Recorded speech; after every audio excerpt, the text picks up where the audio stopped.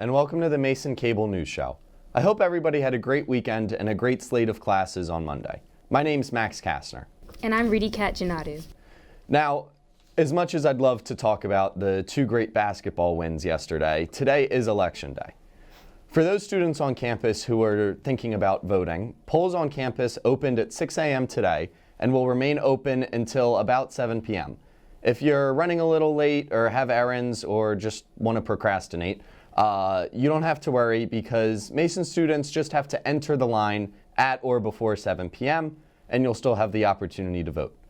Physical Mason IDs as well as mobile IDs can be used at the polls as your form of identification.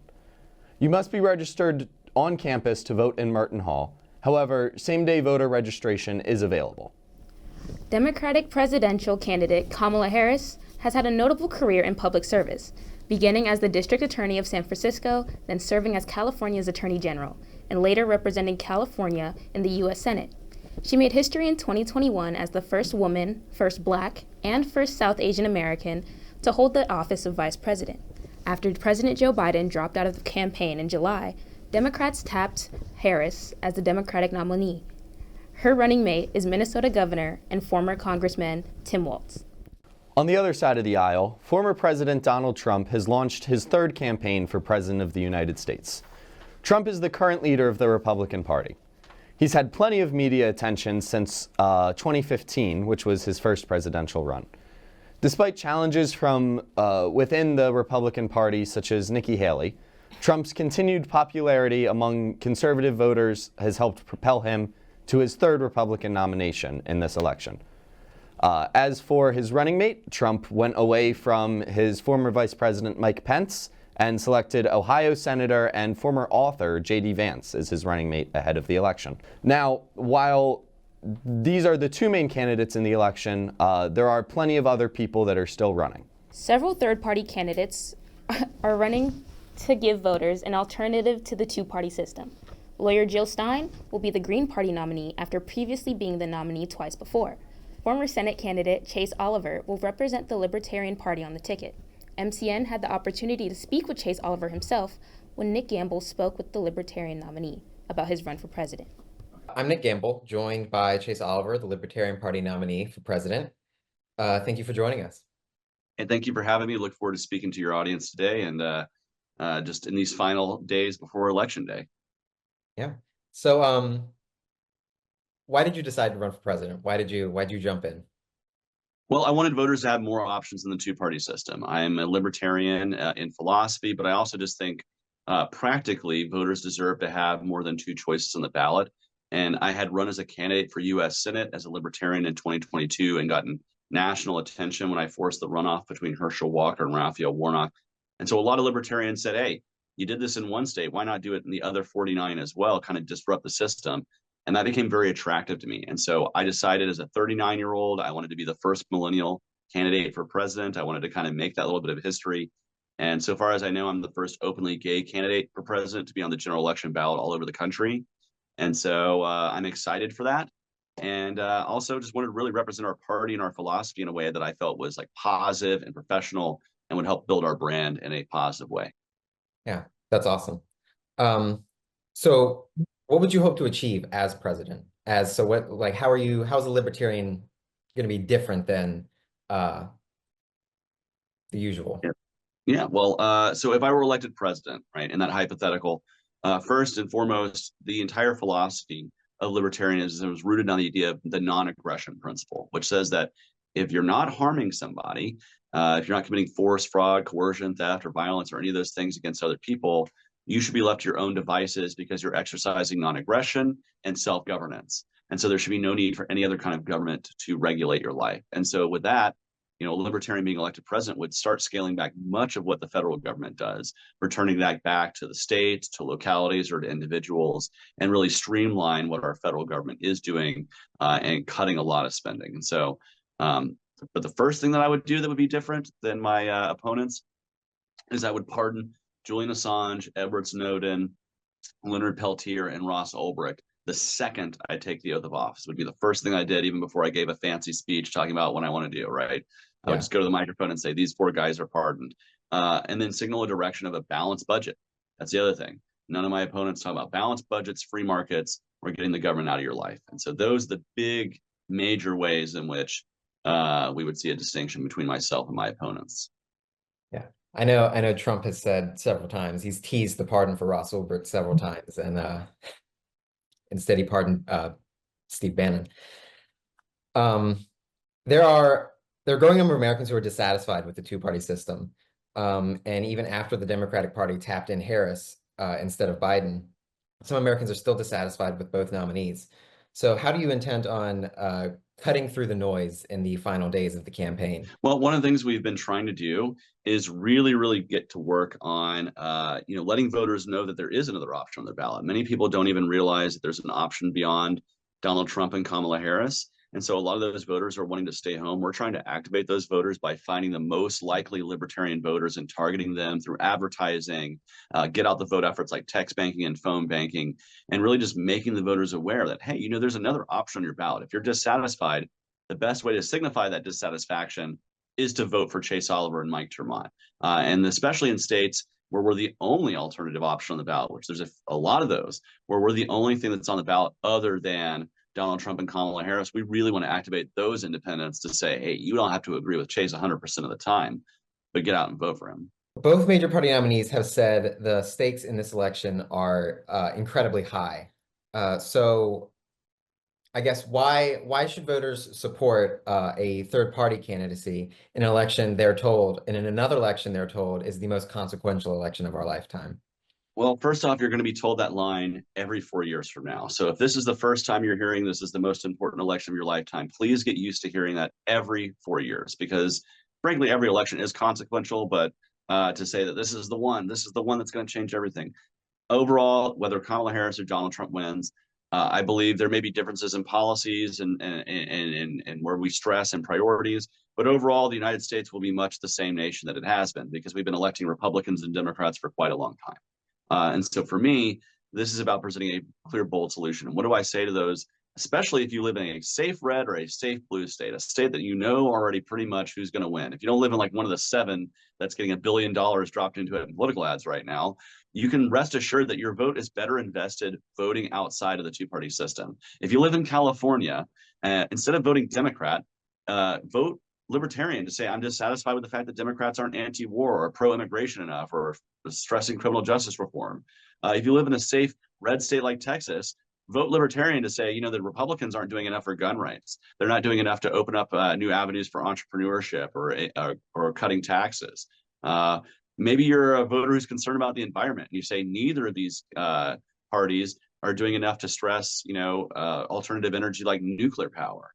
And so whatever it is, we want voters to say, hey, you have an option outside of that, and I would wager it's better invested instead of a safe red or a safe blue state. Maybe make your party into a 3-party state by investing in the Libertarian Party. And if you live in a swing state, your vote is most valuable. And if you don't feel satisfied with either one of them, voice that dissatisfaction. Be part of that and say, okay, if you want to blame, if Donald Trump doesn't win and they blame Chase Oliver for why he lost, you can say, well, maybe you should have spoken out more about gun rights. Maybe you shouldn't have talked about banning guns first and due process second. Or if Kamala Harris loses, you can say, you know what, Kamala Harris, maybe you shouldn't have run as America's top cop, and you should have run as somebody who wants to reform the justice system instead. Or maybe talk more about Gaza next time. And so, yeah, use the power of your vote. If you're dissatisfied, if you don't like either one of them, vote differently, vote outside of it, vote for something, not just and vote for your convictions, not just because I don't like the red, so I'm going to vote blue, or vice versa. So finally, what advice would you give to young people looking to start a career in politics? Ooh, that's a really, really broad question. First off, get used to your entry point. I'm going to just be frank with you. You're not going to get paid a ton of money your first job in politics. You're going to have to do a lot of volunteer work, a lot of late nights, a lot of eating pizza and junk food. And I say this as a candidate who's running on a very limited budget. And so I have to do much of the same, right? So be prepared for that.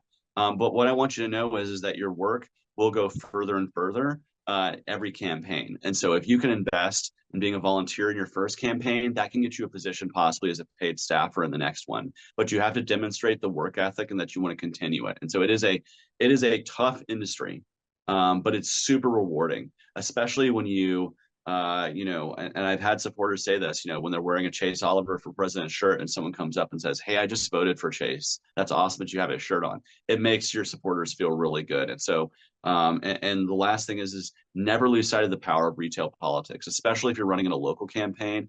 Knock on the doors, get to know your community, earn those endorsements of local organizations. And if you want to support a candidate that's running locally, be prepared to knock on those doors, get a comfortable pair of shoes, get that clipboard in your hand, and go out and knock on the doors. Keyboard warriors do not win elections. I remember there was a congressional race 2 years ago where the guy who won had less than 1,000 Twitter followers, and the person he beat was like, had like 50,000 Twitter followers, but of course they were all not from the district. And so that person ran knowing the people in the district, and guess what? They won. And so get off of your keyboard, get out in the streets, and get to meet your voters. That's the most important thing I can say to anybody that's going to run for office. You do have to have a social media presence, of course, but especially, and the more local you run, the more important that message is. Get out and know your neighbors. Yeah. Thank you. This is Chase Oliver, the Libertarian nominee for president. Thanks for joining us.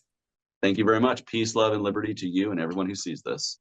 We're founded on a two-party system, but I do find it really admirable how Oliver pushes for investing in a third party if you're dissatisfied with the system that's been set up.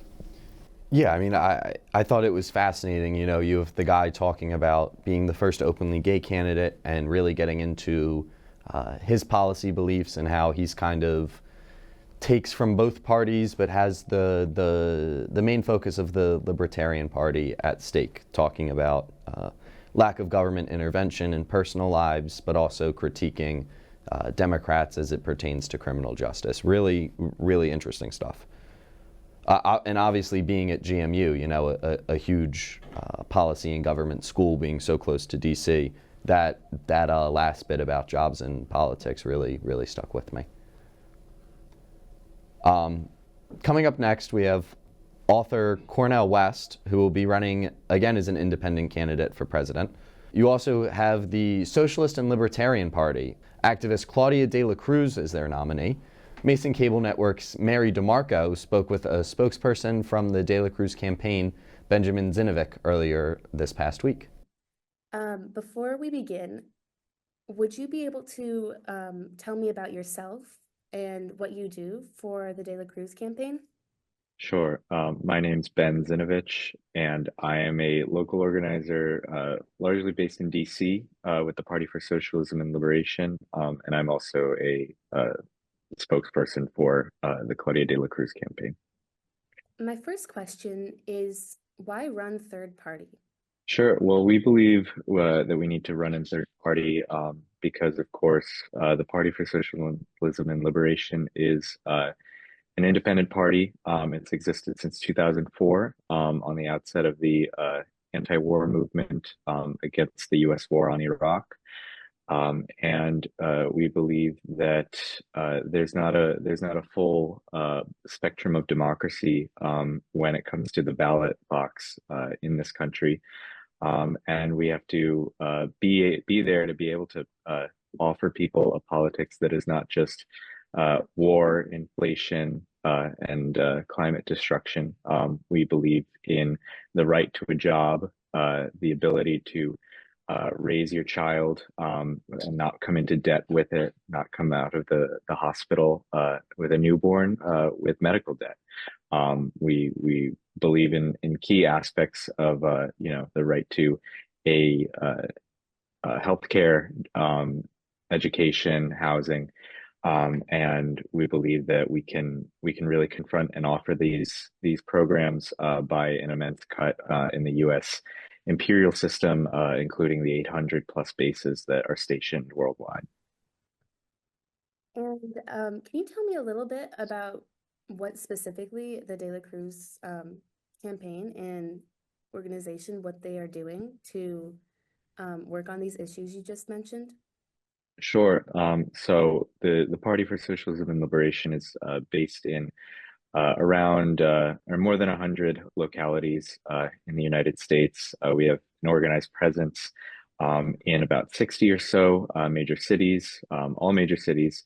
And so we've been we've been promoting a socialist program to voters, to everyday people, especially people who have sat out voting in many respects. I think there's a demonization campaign from both the Republicans and Democrats that blames third-party voters, third-party candidates for handing the election to their opponent, and I'm sure we'll see that whenever a victor is claimed.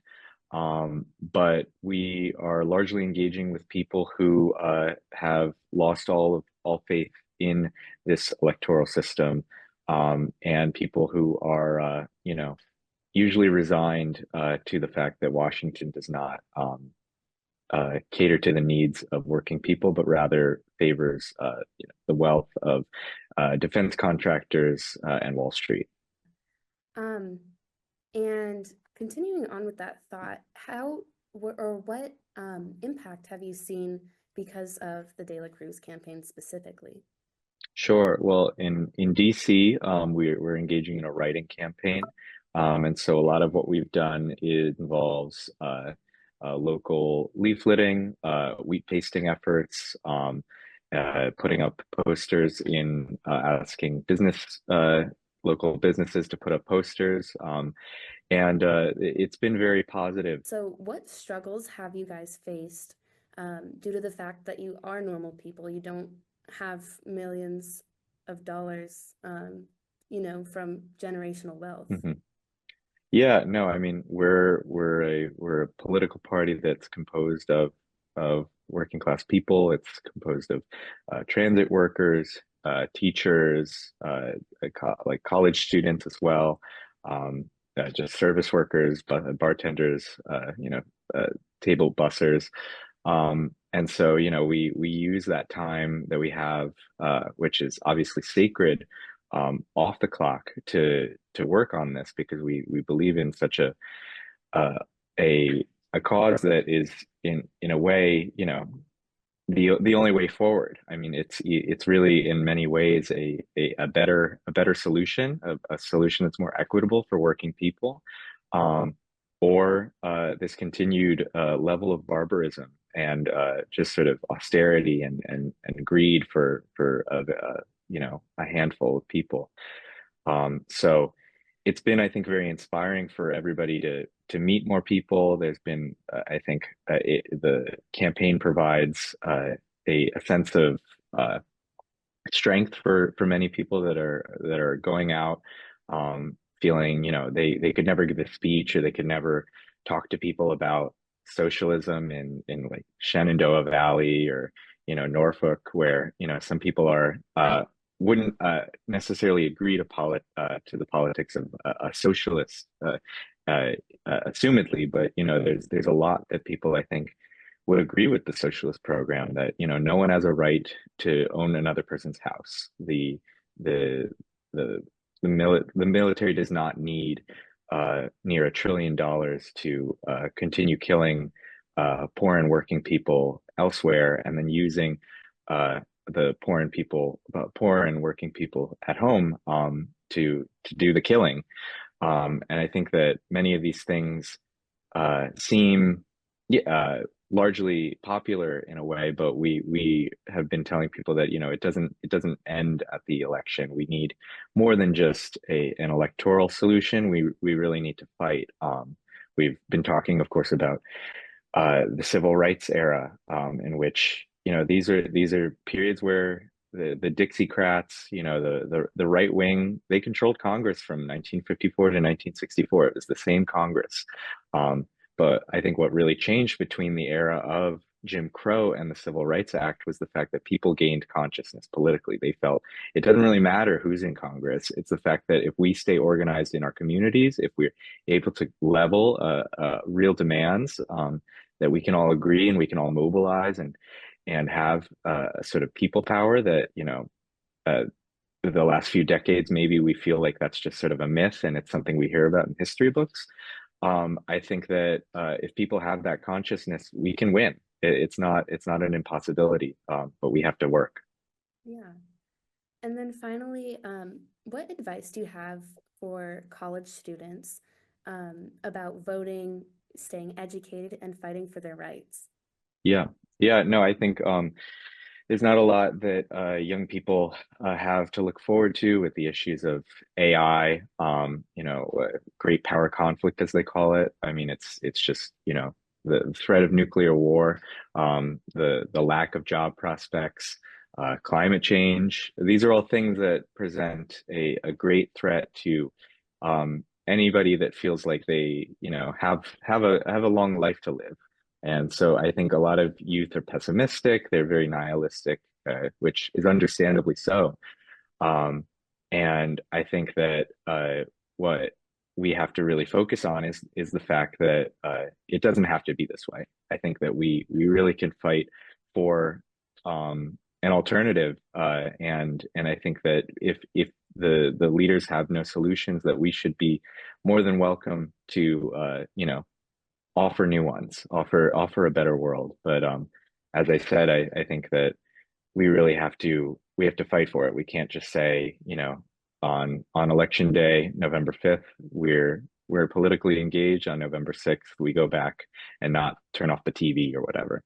Because, as they say, you may not be into politics, but politics is very into you. I think that's something that the Democrats really like to engage with. But when LGBTQ rights, trans rights, immigrant rights, the reversal of Roe v. Wade comes to pass, they were largely absent. But with people like us in the Party for Socialism and Liberation, politics is a daily struggle. And so if people are engaged in something, I think that we can really build the level of success that we saw throughout history, either the labor struggles in the 30s and 40s, the abolition struggle, the civil rights era struggle. These things can be achieved. We have to fight for them. And if you're interested in struggling with us, you can always go to pslweb.org/join and come meet us. We're also having an election night watch party in DC. If people can make it, feel free. There's more information at PSLDC on Instagram. Thank you so much for talking with me today. Sure. Thank you, Mary. Yeah. Wow. That was certainly something. I think, wow. I can definitely applaud that person for the points that he was trying to make. Some of the stances on the economy and global affairs, I think any economics professor, comparative politics professor would differ. He certainly wouldn't do as well on the past midterm. But yeah, you have anything, Ridikat? I really do appreciate a lot of the humble efforts that they are going into to appeal to like the working class voters and younger voters, especially with their stances on like LGBTQ rights and civil rights in general. They're really trying to appeal to this group of people to flip the system, and they don't have millions of funding to like fall back on. So, they're like handing out leaflets because they truly do believe in these things that they're pushing for. Now, we know that obviously this is a U.S. presidential election that happens once every 4 years, but the president is not the only lawmaking body in this country. We have the legislative branch of government, in which there are hundreds of elections across the country and quite a few here in Virginia. That's right. Representing Virginia since 2013, Tim Kaine is the junior senator of Virginia. He is running a re-election campaign as the Democratic nominee for his third term. Kaine previously as governor of Virginia, lieutenant governor of Virginia, and mayor of the city of Richmond. Yeah, and he was the vice presidential nominee for Hillary Clinton in 2016. Now, opposite of Kaine will be the Republican nominee for Senate, Hung Cao. Cao defeated 4 other candidates in the Republican primary. He's a former special operations officer in the U.S. Navy who ran against Representative Jennifer Wexton in 2022.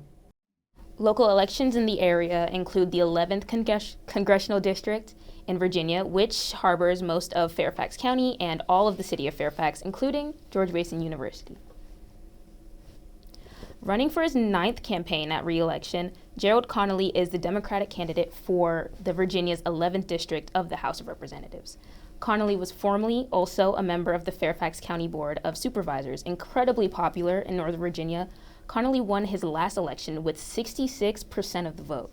Yeah, I feel like in terms of Connolly, it was like the first thing I heard when I came to GMU was, oh, you can work for Jerry Connolly in his office. He's always hiring GMU kids. Now, challenging Connolly in District 11 is Michael Van Meter. Van Meter possesses a long history in law enforcement and has decided to pursue a career in politics. He's representing the Republican Party in his bid for the 11th District. Mason Cable Network's own Jeff Carberry got the chance to speak with Brett Allen, who's the manager of the Van Meter campaign. Welcome, everyone. My name's Jeff. I'm here with Mason Cable Network, and we're here with Brett, the campaign manager for Mike Van Meter's campaign, who is running in Virginia's 11th congressional district this year in the election.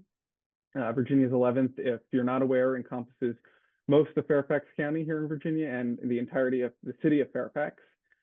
Mike Van Meter is the Republican running against the incumbent Jerry Connolly. So we're here to ask his campaign manager, Brett, a few questions. So welcome, Brett. Thank you for joining us. So my first question to you is why? Yep, absolutely. My first question to you is, why is Mike running? What are the things he's hoping that will, why is he running, and why now? Well, why he's running is because he's had a lifetime of service. He's, if you looked at his website or anything, you'll see that right out of college, he joined the Navy, flew helicopters for about 8 years, and then he fulfilled his childhood dream of becoming a police officer in D.C. And he stuck with that for a couple of years, and then he went on to work for the FBI, where he was a field investigator, also flew drug interdiction missions. And then he did that for 20 plus years and then retired from that. You probably know this, within government agencies, even police departments, there's a high rate of substance abuse. So that became his number one passion. He went back to college, got another master's degree, and now he's currently an addiction therapist up here in Northern Virginia, where he's seeing the effects of the drugs that are flooding into our community, more specifically fentanyl, and then even a few other newer ones. That passion for service is what drove him to run for office last year at the state senate. And as rough a campaign as that was, I was pleasantly surprised when he stepped up to run for Congress as well this year, because as you may or may not know, the 11th district is a heavy blue area. Yeah. And so there were a few people that flirted with the idea that I'd been in communication with. And then at the last minute, they kind of like changed their minds. So like I said, thankfully, Mike stepped up. Every night he goes to work, he's seeing people from other parts of the world who were sent here in this area, and they're completely addicted, and they're completely they're completely involved in crime and prostitution, trafficking, the whole 9 yards. So the border is going to be one of the big things he's going to work on, getting a stem on that, understanding that the misnomer about Republicans not liking immigrants, that's actually false. We love legal immigrants. Another big issue that's really on his, like I said, it was the border, which kind of plays onto the crime epidemic, because crime has gone up here in Fairfax County and quite frankly across the country. So the rise in crime is another big issue that really drives him to run, and as well as in the education. I mean, Fairfax County here, people that live around here will tell you they're the best schools in the country. I've heard other people say these are the best schools around. But the sad fact is that kids are still not reading at grade level and doing math at grade level. So those are his top three issues: the border, crime, education. Of course, there's a lot out there to nitpick and go over, but I'll just, in the interest of brevity, leave it to that. So then my next question is, like you mentioned, Fairfax County is a very heavily blue district. And Representative Connolly has been in Congress for quite some time. So what does Mike plan to do to convince undecided voters or even Democrats to come over to his side and give Representative Connolly a message? My mantra for the campaign has been voter contact, voter contact, voter contact. This month he went ahead and took a leave of absence, and we'll keep that leave of absence. And he's getting out into the community. We've hit every Friday, we have our calendar marked for him to visit mosques in this area. Up until last year, they were voting Democrat, steadily Democrat. This year, that's a huge change. I mean, overwhelmingly, when he goes into mosques, he's very, very well received. And So then he's also hit all these other communities, church communities we can think about, and then every little throughout the summer, every little farmers market or concert series or whatever that was going on. Mike is getting out there and just meeting people. Like I said, just voter contact all the way. We're doing what we can on social media with the lack of heavy money. Yeah, we're doing what we can on social media, and we got some commercials we're going to start blasting out there. Mike has also been on the local radio stations numerous times, and has gotten his message out that way. If there's nothing for him to do, then he's sitting down making phone calls, both donors and just people, a targeted list of Republicans, like, hey, we need you to get out and vote. I know this is a blue area. However, we need you to get you out to vote, and vote early or vote by mail, whichever your preference. What would you have to recommend, and what would Mike have to recommend for students who are interested in joining politics, either at the national level, local level? What would you say? How would you encourage them to get involved?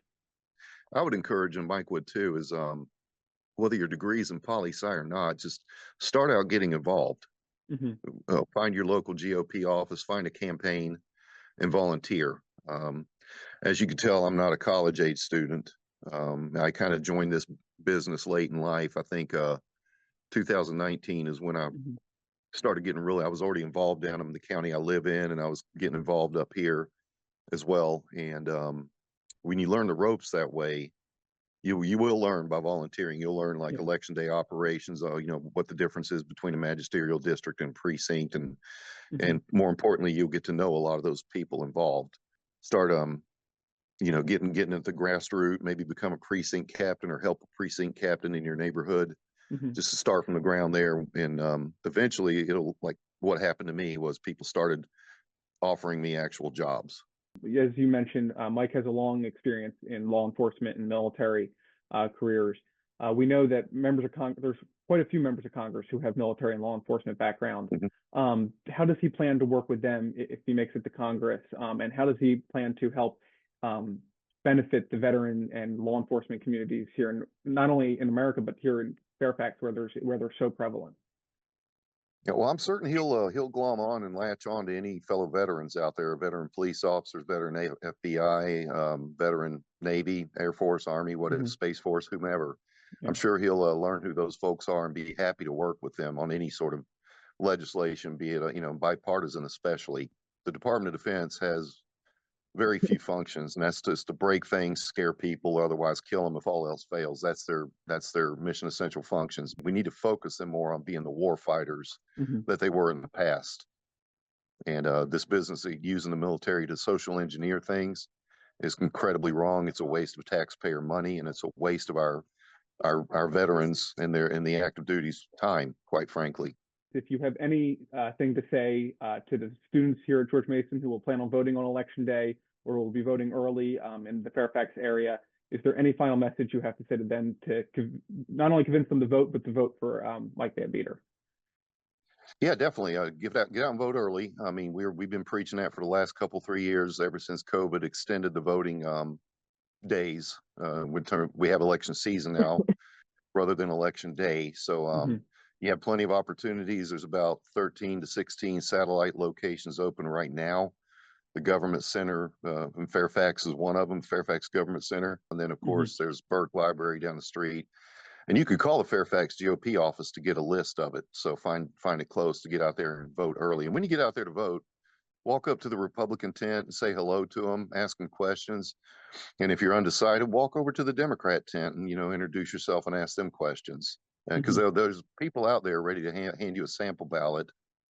They're handing these out at the precincts, and over here there's some bond issues and constitutional amendments on the back with a little brief explanation. And we encourage people to go ahead and go online, look up these bond issues and constitutional amendments, and make your own mind up. And Mike is doing this because he believes in this country. He believes in the Constitution, and he believes that works for everybody. I don't care what side of the aisle you're on. I don't care what pet issues you have. There are solutions to it, and it can be done through following our laws, following the Constitution, and legislating into place good laws to fix some of the crap that's broken right now. Real quick, I want to just vanmeterforvirginia.com, and it's METERFOR Virginia. All of it's spelled out. We're not doing any cute fancy numbers. I don't know why. It was just the way it was set up. So Yeah. you can go on the website there. There's an email and a phone number to call. If you call or text the number, that comes straight to me. Mike and I both look at the email a couple times throughout the day. So we'd love to hear from you. We'll try our best to answer any questions you have. Yeah, Thank absolutely. you. Thanks for allowing me this opportunity. No problem. Thank you very much, and have a nice one, Brett. Brett Allen says that his motto for his campaign for Mike Van Meter has been voter contact, sort of reaching out to those undecided voters. He really emphasized Van Meter being in the mosques and the churches.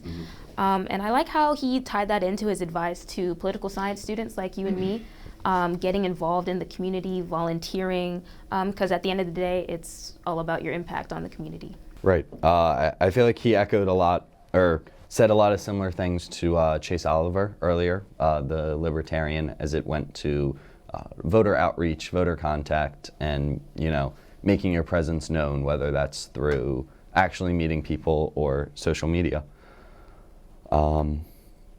Yeah, I mean, obviously it's a valiant effort running in Fairfax for a GOP seat in Congress. But yeah, best of luck to the Van Meter campaign for all of that.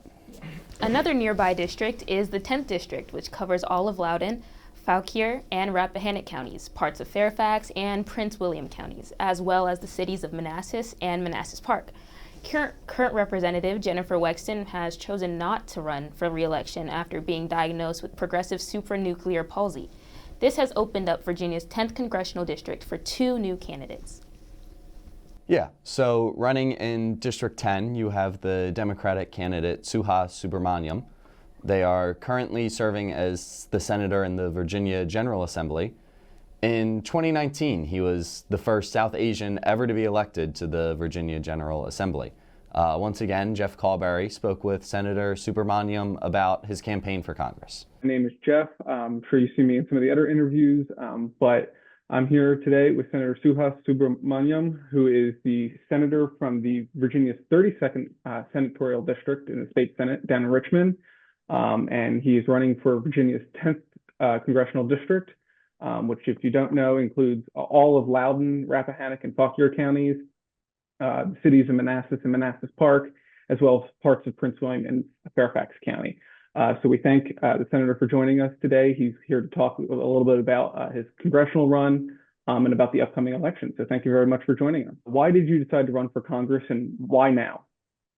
Sure. I'm a state senator right now, but about 80% of the inquiries to my office are about federal issues like immigration and small businesses. And, I think I saw this as an opportunity to serve my community in a bigger way. We have a federal workforce, and we are very closely tied to the federal government. So things like shutdowns really hurt our community. And these are really tough problems right now that we're facing. And I'm someone who's always taken on the tough fights to deliver results for people. And that's what I want to do in Congress. So it's pretty simple. Absolutely. So, we know that you're running, if you don't know, he's running to replace the retiring Representative Jennifer Wexton out in the 10th district. And many of our students and faculty even who attend school or work here at George Mason live in your district. So what are the biggest issues you want to focus on, and why should voters trust and vote for you on these issues? Yeah, absolutely. The first thing that I always come back to is the economy, particularly the cost of everything right now, like the cost of housing, the cost of college, the cost of even groceries and just household items. And I just think about, wanting to do everything we can to address that. You take someone who's 17 right now, they have to take on student loan debt to go through college in a lot of cases. Then when they get out, the job market, it can be really tough unless you have the right major. And I want to bring more jobs to our community. And then they have to pay off that debt. And then it's going to take years until they can afford their first house or apartment. So I want to see if we can address a lot of these issues. And what's happening in the 10th district is that we have a lot of folks that are college age that are leaving and not coming back because it's too expensive to live here. And we also have people who work in our community like teachers who they have to live in West Virginia and drive here an hour each way. So I'd like to see us address the economy and rising costs. I also care a lot about reproductive freedom, and a lot of states have banned abortion altogether, and they're coming after IVF and access to contraceptives. And I just think that we have to make sure that we take federal action to protect reproductive freedom in America. It shouldn't matter your zip code, whether someone has bodily autonomy or not. So those are a couple of issues I've been focusing on. My next question is Virginia's 10th district, as I'm sure you know, is very diverse culturally, politically, geographically. You go from the suburbs of Fairfax and Loudoun in the Washington, D.C. area, all the way down to rural Rappahannock County. So how do you plan on representing everyone in your district, no matter where they live or what they look like or who they vote for? Yeah, I'm someone who's generally united people in my time in the state Senate and the state House.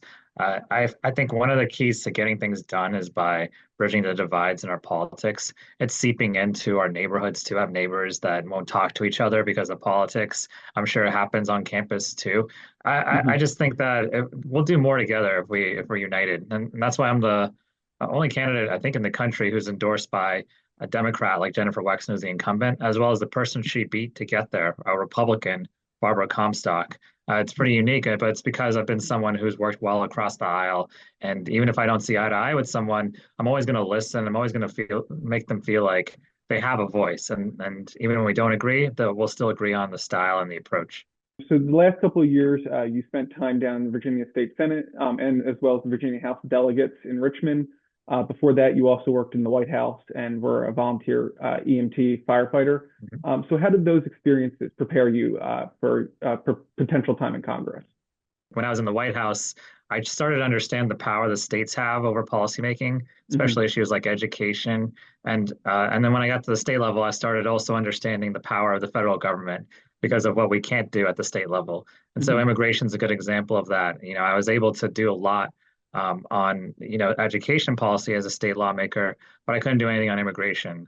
And in Congress, I think there's a lot more we can do. There's obviously the power of the purse that the U.S. House has, and there's also just the soft power of being able to organize people, bring people together. My goal is to be on the Appropriations Committee, which is the Budget Committee, so that I can get funding to our community and try to get more federal agencies and job opportunities into our community. And so, it's shaped me by being able to give me the experience I need to be able to work at the state level, I'll work at the White House level, whatever level. I can work with anyone at any level. I'm sure there are many undecided voters left in your district.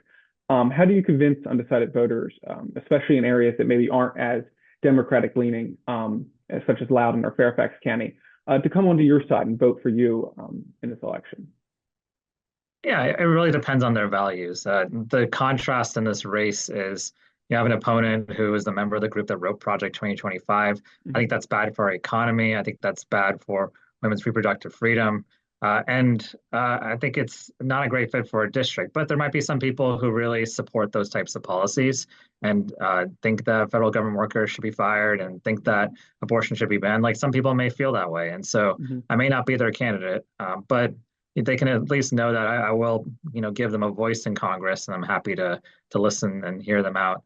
And the people who want just common sense results and want someone who's worked well across the aisle and that the previous two members of Congress, a Democrat and a Republican, both support. That's me. And so that's the way I've run this campaign. I've run, a pretty positive campaign on my platform of what I want to do in Congress, as well as the work that I already accomplished and at the state level. So George Mason University, very large university, it's the largest in Northern Virginia.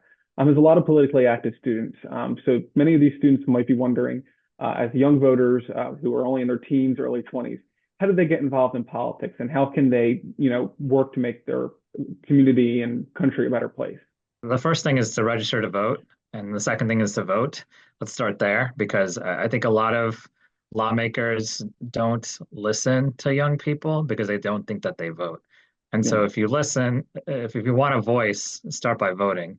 And if the lawmakers see that young people vote, then they will start tailoring their policymaking to young people. Right now, it's tailored to an older crowd. And what our campaign tries to do is just go to young people and, ask them to vote and give them the pitch. Sometimes the parents will answer the door, but I'll say, no, where's your daughter or son? I'd like to talk to them, actually. Yeah. I know how you're going to vote, but I want to know how they'll vote, and I want to remind them to vote. Then there's lots of other ways, if you've already voted or registered to vote, we have internships, we have fellowships, paid and unpaid, just depending on your availability. I know there's 12 days left in the election, but you can always just come by and volunteer too. Our offices are in 6 Pigeon Hill in Sterling. It's not too far away from George Mason's campus. We have another office in Ashburn. And so there's lots of different ways people can help. And so just feel free to reach out to us. My website is Suhas, SUHAS4FOR Virginia.com, and you can just sign up to volunteer there. Like I said, many students and faculty at Mason live in the district you hope to represent in Congress. They will be, voting in your upcoming election. What's one last message you have before for our viewers? Yeah, there's so much on the line this November. Like, I'm the name on the ballot, but it's not about me. It's about what's on the line. Our democracy, reproductive freedom, just the future. I haven't talked about the environment or climate change. I haven't talked about foreign policy, but all these things are really, really critical issues. And this election is going to determine not just the next 4 years, it's going to determine the next 10 or 20 years, really. That's the way I feel about it. It's a very critical election. And so, I'm supporting Kamala Harris. I think it'd be amazing to make history. I'm also supporting Tim Kaine because he's been a great U.S. Senator for Virginia.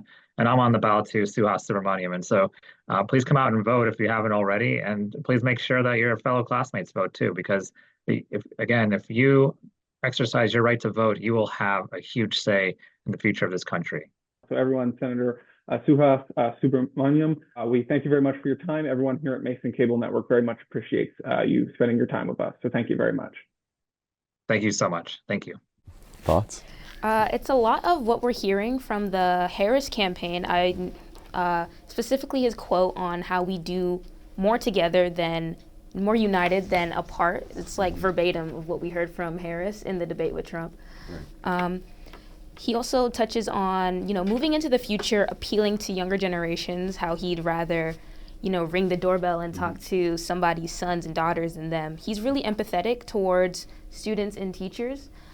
He touches on the cost of living. He's concerned about the economy in that regard, especially. Yeah, just like you said, sounds a lot like the Harris campaign. I really loved what he said about reaching across the aisle and talking to both parties. This is seen through the Harris campaign. You have, everyone from AOC to Dick Cheney has gone out and endorsed her. And I think that's something that Suhas has on his mind for District 10. Okay, so live from Merton Hall, we have MCN's Hyunbeen. Thank you. This is Hyunbeen An from Mason Cable Network. We are now here at Merton Hall, where voting has been taking place for all day, and we have a student voter here. So, hi, Jenny Hung. Hello. Was this your first time voting? Yes, this is my first time voting today. How do you feel about this presidential election? I'm really happy to be back in the States after a very long time, and I'm happy that I could vote and participate in the presidential election today. That's very nice. And do you have any priorities when you vote for a president? I look at their policies and make sure that they will be a good leader for our country and serve our people. Thank you very much. Thank you. Gotta love the Mason Votes hat on the person that was being interviewed, though. But yeah, going back to District 10.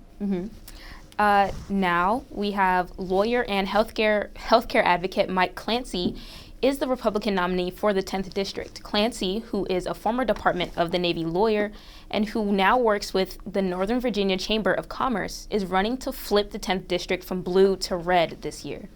For those that live in Arlington, Alexandria, Fall Church, and other parts of Northern Fairfax, your congressional race has come down to incumbent Democrat Don Beyer and former defense contractor Jerry Torres for the Republican. The final Virginia congressional race will be the 7th congressional district. This race has been rated as one of the few true toss-ups across the country. and will be between former legal advisor to the National Security Council Eugene Vindman and former attorney and veteran Derek Anderson. This district includes portions of Prince William County, Stafford County, the city of Fredericksburg, and several of the surrounding counties. All right, so now hopefully the third time's the charm with going live. We're going to see Zoe in Merton Hall. Hi everyone, this is Zoe reporting live from Merton Hall. Today I am here with two people from the Democratic Party. So what are you guys' names and how long have you been a Democrat? Hi, my name is Olivia Nealon and I have been a Democrat for probably as long as I can remember, but at least 2016. Hi, my name is John Dressel and I've been a Democrat at least, towards the end of high school is when I got a little bit more politically active. So tell us at Mason Cable Network, what do you guys think the Democratic Party stands for? The Democratic Party stands for an economy that works for all of us, not just the mega rich. So this includes affordable health care, this includes lower drug prices, climate action, reproductive health care for all, and more policies that are inclusive for the middle class and inclusive for all. Yeah, I just second all of that. We're a party that, is going to really focus on the middle class and always have. So that's a big focal point in an election that's focused on the economy. I think we're the party that can be trusted the most. Amazing. So what do you guys think Kamala Harris has to offer for this country since she is the Democratic candidate? Sorry. Anyone? No, so I think what she has best to offer is definitely service. She started as a district attorney in California, moved her way up to attorney general. As attorney general, she fought, for-profit schools, and after that, she was a senator, vice president. I think she has a proven track record of service, not for her own benefit, but for the citizens' benefit, and that's something we need in the Oval Office, is experience and not a mega-rich billionaire that's only in it for himself. Anything to second that, or? Yes, I definitely second that, and she is human. She wants to be a voice for all and connect with the everyday American, just like John said, not the mega rich. Okay, so I have one more bonus question for you guys. How do you think that this election will turn out? Close call, or somebody's, higher than the next? What about? Certainly close, but I am cautiously optimistic. Being here all day, I've definitely been inspired seeing my fellow peers voting, so feeling good. Yeah, so one thing you can look into past too is that when there's higher voter turnout, which we're seeing higher rates today at Merton Hall on campus and outside of Virginia too, that tends to bode well for Democrats. We know it's going to be a close race. We've known this for a couple months now. We don't want to be too optimistic, but at the end of the day, we feel good, and that's why we're out here doing what we do. Thank you guys so much, and stay tuned for an interview with people from the Republican Party. Thank you. Thank you. It's always great hearing from students at George Mason. I think the Republican nominee, President Trump, would say it was huge that happened. But yes, for voters casting their ballots at Merton Hall, there will be 3 ballot measures on the ballot, in addition to the obvious elections. The first measure will ask voters if they want to extend the tax exception currently in place for spouses of soldiers killed in action to also include spouses of soldiers killed in the line of duty, basically just rewriting that. The second measure revolves around the need for the County of Fairfax to be able to retrieve more money to pay for the construction, reconstruction, enlargement, and renovation of public safety facilities, including criminal justice centers, fire departments, and police stations. And the third measure revolves around the idea of Fairfax County collecting more money to pay for the construction and renovation of transportation facilities operated by the Washington Metropolitan Area Transit Authority. God, I love the Metro. We're going to go live to Zoe again at Merton Hall. Welcome back, everyone. I have 2 people from the Republican Party with me right now. So what are you guys' names and how long have you been Republicans? My name is Blake, and I have been born and raised in a conservative household, so I would consider myself a Republican since I was able to vote at the age of 18, but I've always been a conservative at heart. My name is Andy, and likewise as Blake, I've been raised as a conservative, and so I'd say I'm a lifelong conservative, Republican, and yeah. Thank you. So what do you guys believe that the Republican Party stands for, if any one of you could answer? Simply, we stand for traditional values. We want to lower the cost of everyday living for all Americans. We want to fight against inflation, decrease government spending. We are also the anti-war party. We are conservative, so it means being conservative in foreign policy, no nation building, no things of that nature. We want to cut spending, bring it school choice back, decrease size of government, and we want a republic that represents the interests of the people and out of the way of common Americans. Awesome. Yes, so going back to what Blake said, Republicans, we stand for having a traditional Republican motherhood. We're for spreading traditional Christian values. We are for just common sense values that impact everyone, and inflation, LGBTQ, we're all against that. So. Well, what do you guys think that Donald Trump can do for this country if he gets reelected? Well, Donald Trump, as everybody knows, is a businessman. We need somebody with a business attitude to go in and fix this country. Want to decrease spending, to cut inflation. I one day want to raise a family of my own, and at high cost, that's something that would really affect me in the process. So I think cutting down inflation, getting us out of unnecessary wars and unnecessary conflicts would be beneficial to us. And everything, as you see at the gas pump, price of gas has gone up drastically, impacting all of us. I'm a commuter student, as most people are at Mason, so it's something that's really affected me more recently. So I think that's something that Donald Trump can address, and that this administration has fallen flat on, in my opinion.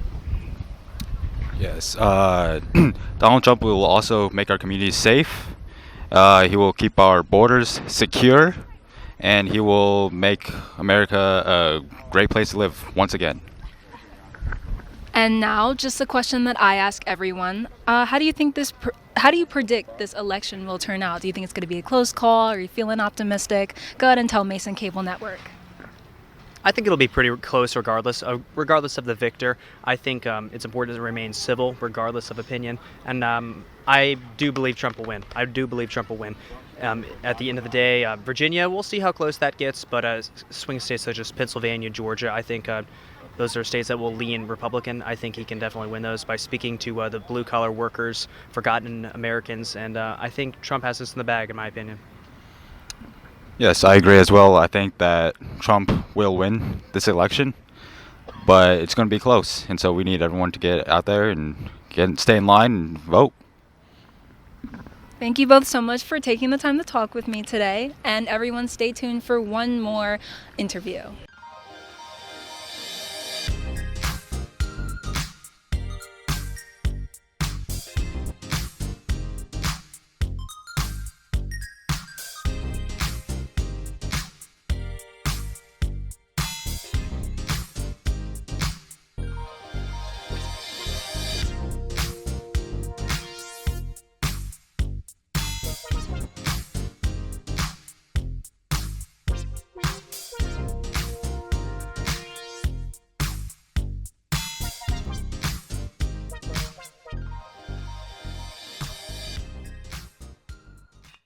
There's a one hit out towards right field. They'll wave the run home. Here comes the Ponte. Here comes the throw. It is not in time. George Mason wins. Oh.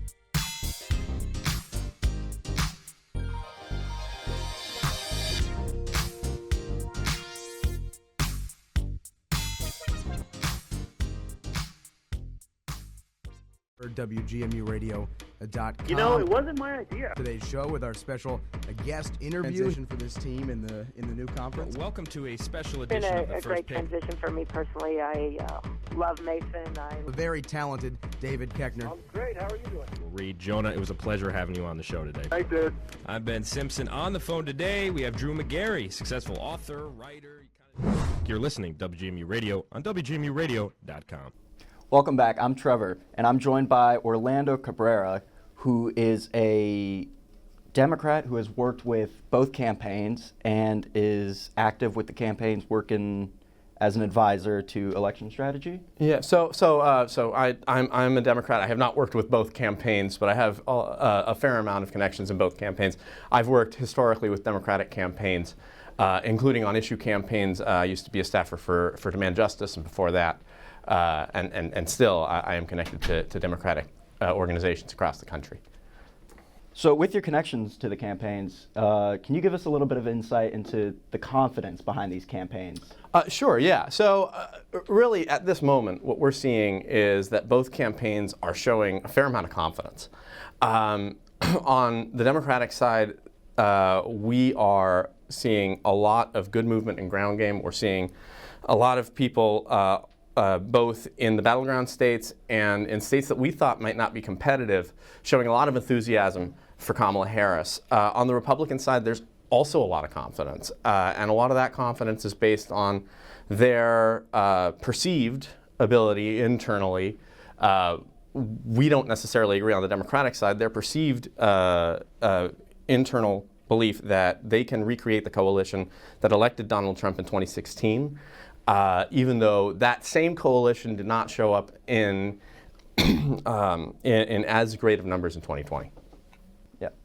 So looking more to like the strategy of both campaigns, I want to add a little bit of anecdotal that I heard earlier today that Harris made a surprise visit to the DNC to do some voter banking. Yeah. You heard about that as well. Yes, So what is the strategy looking like for both of these campaigns over this past election? Yeah, so the strategy for both of these campaigns is very different. Where we saw a very disciplined Donald Trump at the beginning of this presidential race, what we're seeing now is a Donald Trump that has kind of abandoned the middle voter, has abandoned finding an undecided, and in a lot of ways has abandoned the swing voters that we traditionally look for in places like Pennsylvania, Michigan, and Wisconsin, in lieu of the 2016 coalition that he had, which included a lot of younger men, male voters who were either, I hate to use the word aggrieved, I feel like it's overused in this, but who feel disenfranchised, either because the economy moved beyond them, which is just to say that union work left their community, or that the economy of their community drastically shifted in a way that left them behind. Or people who were just disenchanted with politics to begin with. And so Donald Trump, especially in the last month, as we've heard, has changed his rhetoric a lot. And so his move has been mostly to try and re-stimulate a lot of the enthusiasm that he had back then with people who are a lot less likely to vote. And he needs to do that by ramping up the rhetoric. Kamala Harris, on the other hand, has been working with very persistent voters, very regular voters, especially white women, especially suburban families, to make sure that we can get on our side the number of people that we need to the polls to account for that error that we had in 2016 and in 2020, where Donald Trump outperformed the polls. Even though he lost in 2020, he still outperformed the polls with low propensity voters. Okay. With low propensity voters, how do you think they're going to affect this election? With the turnouts are looking more and more as the results are coming in, turnout is looking really high. How are you thinking that low propensity voters are going to affect this election? So what I would say is low propensity voters are going to have an effect on this election. That's a foregone conclusion. Donald Trump is a very unique candidate. He will always pull out certain voters that we do not expect, and that coalition that elected him in 2016, while it's not coming back, can shift and can change. I don't personally believe that it will happen tonight. I don't think that he will build a strong enough coalition this time around to get him over the finish line. But fundamentally, Donald Trump has been an odds-defying nominee for the Republicans. Those low propensity voters are going to be a massive question mark. It's not so much that we know how they'll show up or why they showed up. We just know that they might. And the fact that they might is what's giving the Trump campaign a lot of confidence right now, even though the polling isn't necessarily flushing out the way that they would hope. I would also say that the polling in a lot of ways right now is showing that there is a lot of enthusiasm for Kamala Harris, especially amongst women, post-Dobbs, which is an issue that's been, for the most part, ignored in the polling up until now, as pollsters have leaned into the economy and immigration as major issues. You speak on polls. I want to hear your thoughts on the bombshell poll out of Iowa that showed Harris leading by 3 points. How do you think, how realistic that poll is in Iowa, and how do you think that poll shows what it's going to look like in other battleground states, North Carolina, Georgia, Pennsylvania? Yeah, I think my best thing to say here is all polls have a margin of error for a reason. I do not know that Kamala Harris will win Iowa by 3 points. What I do think might happen is that you're going to see serious underperformance by Trump in Iowa, primarily because of those same women, the high propensity female voters, both in rural and suburban communities as well as in urban communities in Iowa. Iowa is also going to affect other markets, and it is being affected by other markets similarly. Parts of Iowa share the Omaha media market, and they're getting a lot of the same ads that are targeting Don Bacon, that are targeting middle-of-the-road voters in Omaha, hoping to take that second district electoral vote because Nebraska splits its votes. But some of that media market's also hitting southwest Iowa, and some of that could lead to a higher than expected turnout for Kamala Harris in the state. I don't know that she'll win, but I do think that there is a good chance that that she will outperform Democrats over the last 8 years. Thank you so much for your time. I really appreciate your thoughts. We're going live to Zoe at Merton. Welcome back to our last interview, Mason Cable. Today I'm here with my friend Miles. He is a student voter. So, Miles, was this your first time voting? Yes, this was my first time voting for a presidential election. It was pretty cool. Amazing. What a historical moment for you. So, how did you like the process? Was it what you expected? It was definitely very more stressful than I thought it would be, but definitely comfortable. Like, I felt like I knew who I wanted to vote for, and yeah. Had to read all the ballots. Mm-hmm. Had to make sure I knew what I was writing down. Mm-hmm. Would you mind telling us who you voted for? I voted for Kamala Harris. I just felt like she was the right president candidate for me. Amazing. So, how do you predict that this election will turn out? Just as a bonus question. As a bonus question, might get 10 points for this one. I would say Kamala's gonna win. Maybe it's gonna be really close, but I feel like Kamala's gonna win. Amazing. Well, thank you all for watching. You can vote at Merton Hall today for the rest of the day. And if you're seeing this live right now, don't forget to vote. Thank you so much for watching. Now, kind of shifting back, Mark Rozelle, who's the Dean of the Schar School of Policy and Government, is also a leading expert in American government and executive privilege. Known for his extensive research, Rozelle loves to share his insights on U.S. politics and how religion affects the media. A lot of his research and his work has made him a respected voice on the dynamics of executive power and state-federal relations. MCN's own Jeff Carberry spoke with Dean Rozelle about his efforts as the head of the Schar School.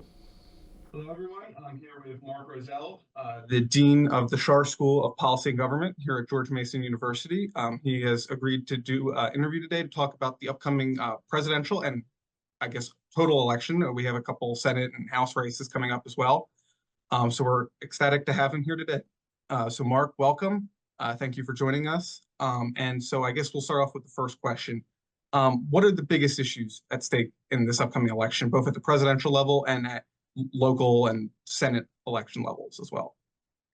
Yeah, thank you for that question, and delighted to do this. And what I think are the biggest issues are not necessarily the same as what much of the public or perhaps many of our students think are the biggest issues in this campaign.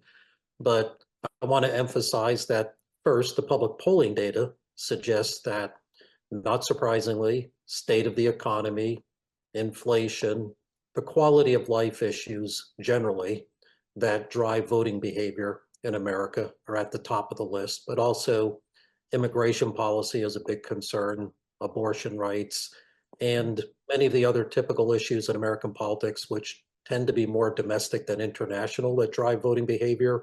education and healthcare and the like. But I've noticed in some polling data that there's a bit more interest in this election cycle than typical for a United States national election in foreign policy issues. And I think a lot of that, of course, has to do with the Middle East, particularly Israel, Gaza. And much of that is having a big impact on, for example, the youngest voting cohort in the population. But I would add to that, from my perspective, that there are deep and abiding concerns about democratic institutions, their stability, the rule of law, belief in constitutionalism, separation of powers. A lot of these things have come up as political campaign issues, which in my 4 decades as a political scientist, in the past, I was used to there being a general consensus about the norms of our system, constitutionalism, the peaceful transfer of power. I'm deeply concerned about these, and I think these are very, very big issues on the ballot this year. Yeah, I totally agree. I think that you're seeing a different view, especially as you said, on foreign policy. We're seeing that here on campus a lot, I think. It's important to people. And speaking of on-campus stuff, Virginia isn't necessarily the same type of swing state it was in the past. But what role do you see Virginia playing in this election, both at the presidential and at the Senate and congressional level as well? Yeah, and I'm thankful that you asked about the legislative races, because in a number of my interviews, people have just wanted to talk about the presidential race as though that's the entire election in the United States this year. Indeed, Virginia is not considered a swing state at the presidential level this year. The 2 presidential campaigns are paying very little attention to Virginia, which suggests they know that Virginia, well, is a solid blue state at the presidential level, at least. But down ticket, we have important races, a Senate race, all the House races. 2 of them are considered among the very competitive races, the 7th and 10th districts. And the 7th in particular has been rated a toss-up. Now, that's critically important because there is such close partisanship in both the Senate and the House of Representatives. It is conceivable, perhaps even highly likely, that the Senate will be decided by a margin of 1, for example, after this election is over, and the House of Representatives by merely perhaps a handful of seats nationally. So all of these races are critically important. Now, we at the Schar School have a poll that we do with the Washington Post. Our latest poll showed that Kamala Harris is well ahead in Virginia over Donald Trump. We'll be looking at down ticket as well later on. But I think voters have to be aware that even if you think your vote, quote unquote, doesn't count because Virginia is not considered one of the competitive states in the Electoral College, please look at the down ticket races, the local races. These things matter a great deal. Yeah, absolutely. And I think Virginia still plays a key role, as you mentioned, down ballot. I mean, Virginia may be a blue state on the federal level, but there is a Republican governor, there is a Republican lieutenant governor in Virginia. So we see the impact of down ballot races have on people who live here in Virginia as well. Exactly. And let me point this out too. If you don't like Donald Trump and he wins, you really care if at least 1 House of Congress is controlled by the Democrats, because they would have the ability to stop his agenda the next 4 years. If you don't really like Kamala Harris, you'd care very deeply that the Republicans hold at least 1, perhaps they have a better chance, I think, both houses of Congress the next 4 years to block her agenda. So the presidential race is not the whole ball game. Absolutely.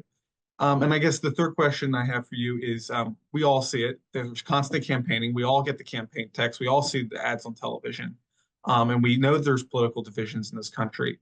So, and on campus especially. So what is your advice to students and non-students who are worried that they can't express their political opinion, or they're worried about voting because they don't see things changing, or they see these political divisions and they're scared to express their views? Yeah, and it's interesting you started the question talking about us being inundated with campaign information, and we're talking about this in Virginia. Imagine if you lived in Pennsylvania. I know, because I do live in Pennsylvania, so I get the text constantly. Okay. Yeah. Yeah. Well, there you go, right? So you're seeing it, and folks in Virginia are not seeing it as much, but I'm talking to Shar School students here who are from around the nation and around the world. So let me be clear about that, even though most of us are from Virginia. But look, my view, no excuse for sitting this out, even if you're deeply discontented with the choice before you. If you go issue by issue, and it wouldn't take a long time to figure this out, there's lots of good information from reliable sources online. You will see that there are very significant differences between these presidential candidates and serious consequences to have one outcome as opposed to the other. So if you're not happy with the binary choice that's there, I get that. I understand it. I have felt that way in many elections in my lifetime, but I never sat it out because there's always one that I'm a bit more worried about than the other. You know, in this election, maybe one I'm a lot more worried about than the other. You're never going to get perfect in our system. So get out there, be a part of the process, participate. And you know what? If you think things are messed up, blame our generation. You haven't had enough time to mess things up. You're all too young. But get in there and get determined to fix things, right? It's your time, really. You're adults now, and you know your vote is just as good as mine, right? Get in there and be the change. You know, make it happen. Yeah, and we definitely encourage anyone who's watching this that we encourage you to vote. The whole point of having this show on election day is to encourage people to vote, to encourage people. I believe by the time the show airs, polls will still be open, so there'll still be time to heed this message and go out and vote and make a difference. Because even though you said Virginia is not a swing state, it still matters down ballot. It still matters at the congressional level, at the state level, at the Senate level, on your decision to vote. So I want to thank Mark for joining us today. I want to thank everything that he's doing, as well as the Shar School's doing. And we want to encourage all students here at Mason and all students, anybody who's watching this in Virginia and around the country, to go out and express their opinion and vote. So thank you very much, Mark, for joining us today. Thank you. And get out and vote, everyone. Good message. It was super insightful to hear from Dean Rozelle. Obviously we're back now, but yeah, loved his commentary on how it's like, yes, it is a presidential election, but it's not just the presidency that's up. Yeah, he really emphasizes that the real pressure with Virginia voters comes from the other elections down the ballot, because it's like, you know Virginia's going blue, so you really need to show your voice on the local level. Eugene Malero, the chief of the Washington correspondent at Transport Topics, where he covers Congress and national politics. Malero has co-authored a history on the National Truck Driving Championships and co-produces the popular Road to NTDC series, while also co-hosting a weekly segment on SiriusXM. With a journalism career spanning outlets like HuffPost, E&E News, and contributions to the New York Times and USA Today, Malero brings a wealth of experience to the world of political and transportation reporting. MCN's own Max Castner spoke with Professor Malero in a pre-recorded interview. What's your experience since you've come to Washington with politics? I've been covering politics since college, since the 90s. Okay. And I covered New Jersey politics. And then I began to really start covering national politics when I moved to Arizona at a regional level, but from a national perspective. I came to Washington, D.C., covering Capitol Hill, the politics of elections and the politics of policymaking, covering both since 2008 for a variety of news outlets, is part of my wheelhouse to cover, politics and the elections. So then moving to this election, how are people kind of already talking about it? How do you think people are going to talk about it as it gets closer and then post-election, particularly in the news and through social media? There's just a lot of buzz and a lot of enthusiasm on both sides because both candidates are unique and they both have been very, very forceful in their attempt to gather momentum. So that has, elevated the national conversation. You can safely assume that a winner will not be declared election night or even within 24 hours after the election. And there is a really high expectation for legal contests from either campaign or both, and primarily battleground states. And this election cycle, there's 7 battleground states: North Carolina, Pennsylvania, Georgia, Wisconsin, Michigan, Arizona, and Nevada.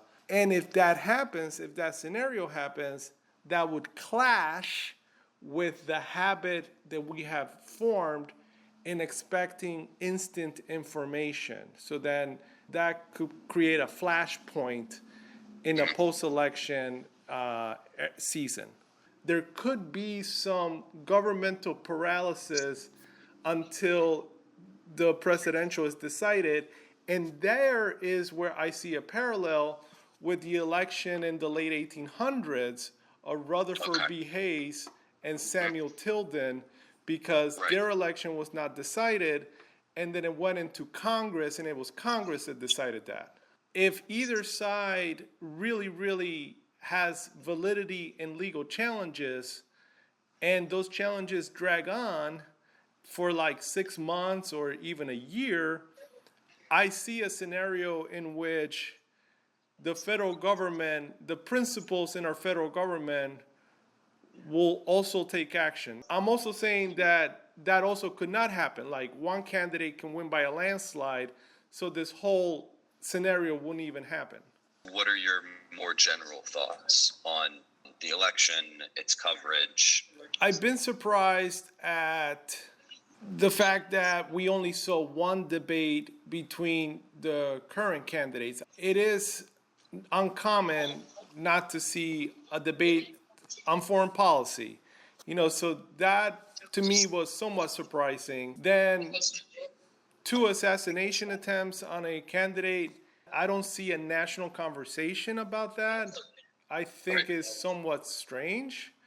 In other countries, if their leader or former leader is almost assassinated, that's like a 2-year-long news cycle. And also, from the Trump campaign, you're hearing a pledge to do mass deportation of illegal immigrants. The Eisenhower administration actually proceeded with such endeavor, and that was a very dark period in our country's history. They compared the rounding of those immigrants, primarily in the Southwest, they compared it to concentration camps. This country chose not to return to that place in time.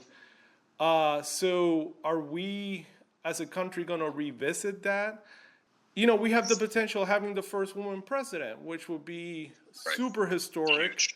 Obviously, we have two candidates that are very far apart on their policy and particularly their beliefs in the economy. Obviously, you have the Trump tax cut and tariff plan, and then you have Harris, who wants the tax cuts for the people making lower wages, and then a tax hike for 1%. What's your viewpoint as to how those plans would go about happening, or what kind of effect those would have? The playbook on the proposed tax policies being proposed by the Harris camp would be a continuation of the current administration's tax plans. And it's something that the incumbent president was pushing in what they used to be started calling Bidenomics. And the vice president is championing that. And then when you look at the former President Trump's plan, what he's doing is he's pledging to return to what he did already during his administration with a Republican Congress. And it was the 2017 tax cuts, which expire next year. extend either the entire portfolio of his administration's tax cuts or do a amended version of that. For the last 3 years, like outside of the past 4 months, everybody kind of assumed that this would almost be a recap of the 2020 election. Biden dropped out on July 21st. So the Harris campaign has really only existed for a little more than 4 months. I think if Harris does not win, it will be a very dynamic reason. I think there will be many factors at play. I've heard the argument both ways. I've heard that, yes, she's only had since July, and she inherited the party's infrastructure, and she hasn't had enough time to campaign. But then I've heard the other argument. I've heard her supporters say, well, because she came in July, that actually has given her like this momentum, and people were experiencing some sort of a sugar high. And then there's a lot of political scientists who study American politics who have argued that momentum at this time in a campaign is actually the most important factor for determining who's president. Is like who can get momentum the days before, that enthusiasm. Also, the polling is showing that both candidates, Harris and Trump, are in a statistical tie right now. And there's actually some reporting showing that perhaps there's phantom support for Republicans. So I actually think this might be an election in which there might be some surprising outcomes, especially from the battleground states. Obviously, we're talking about a former congressman and the governor of Minnesota in Tim Walz, and they both haven't been in politics for very long. How do you think that has kind of affected the presidential nominees? Their running mates are actually getting some high visibility. J.D. Vance, because he already had that book, his memoir, and then he's hit Capitol Hill like a firebrand, and both Vance and Walz are retail politicians, going and hitting the streets and talking to people. We didn't see that with George W. Bush. I never recalled anybody saying they were enthusiastic about Dick Cheney.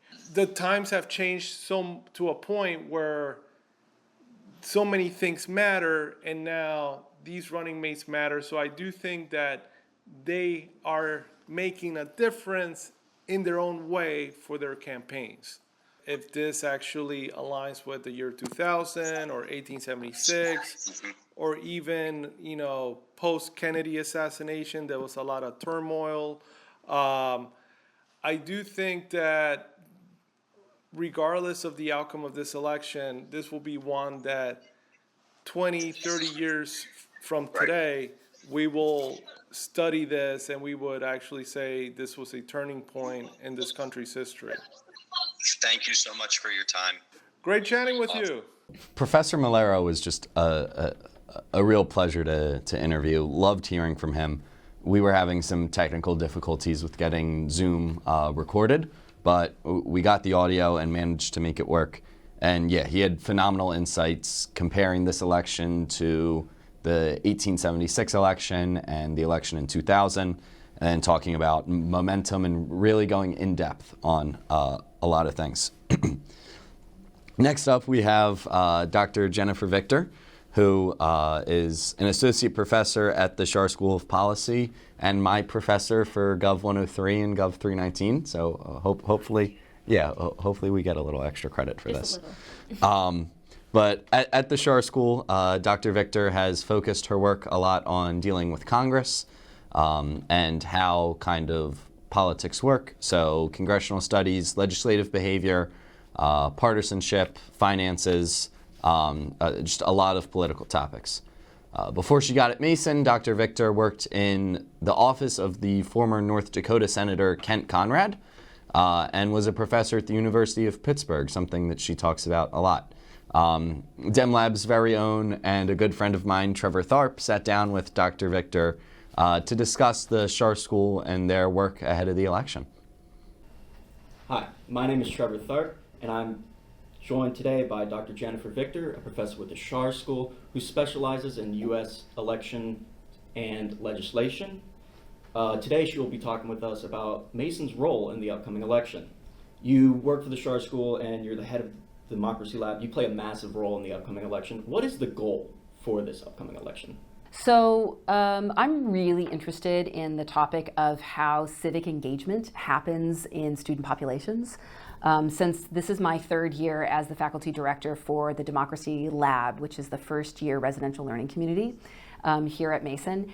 And we get this, each year we get this really awesome crop of students who are curious and energetic and very civically minded and very worldly and knowledgeable about politics.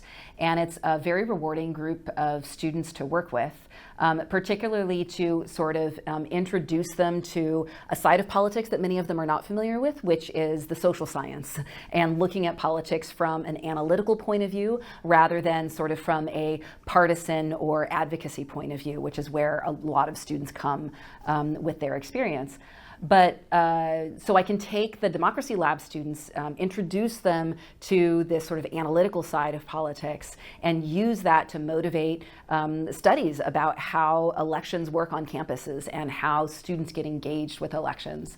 And our goal this year has been to run a third year of studies of what are the barriers that college students face for voting and elections and participating?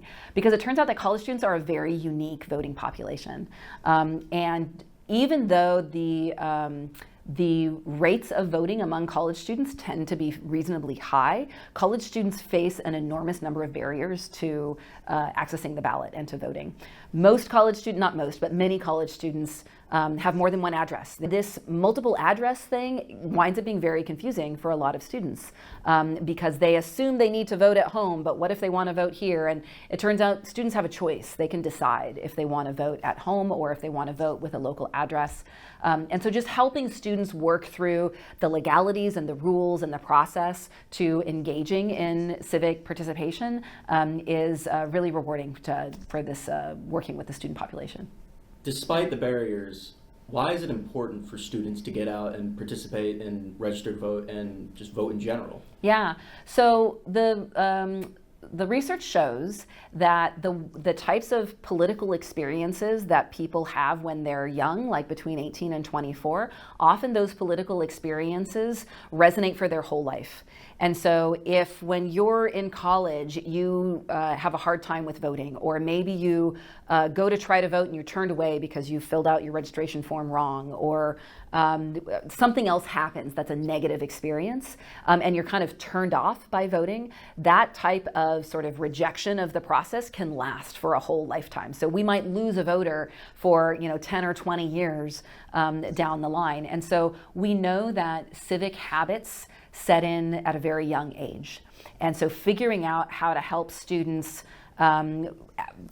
overcome whatever barriers they have for engaging in politics is a way of helping them to set sort of their adult lifetime of civic habit. The statistics on voter turnout are not great for young people, right? So if you look at a graph of voter turnout by age category, it's like a straight line, and old people vote in very high numbers and young people vote in pretty low numbers. There's reasons to think this might be turning around. There are various political conflicts, both domestically and around the globe, that a lot of young people have strong feelings about and are getting really engaged. And I think there are reasons to think that we might start seeing an uptick in civic participation among younger folks, which I think is awesome. What is the role of some of the organizations on campus in making sure that we provide the resources for these students? For example, like Mason Votes, Schar themselves, Democracy Lab. Yeah. What are they doing? We, for the first time this year, have made a really campus-level organized effort to coordinate the different types of voter activities on campus. So you've got the Shar School, who's doing all kinds of activities with respect to helping to get people registered to vote and information about voting and so forth. You've got Mason Votes, which is partly student run and partly university life run, sort of this hybrid organization that's doing a lot of that work, and they've got a great website with information. Then you've got Cecil, which is the office, it's in the part of the provost's office, but it's community engagement and civic learning on campus. They do lots of things, but voting and elections are also in their wheelhouse. And then we're also partnering with the local chapter of the League of Women Voters, who are just terrific sort of community partners that have expertise in the area of elections and voting and come at it from a very nonpartisan point of view, which really works great.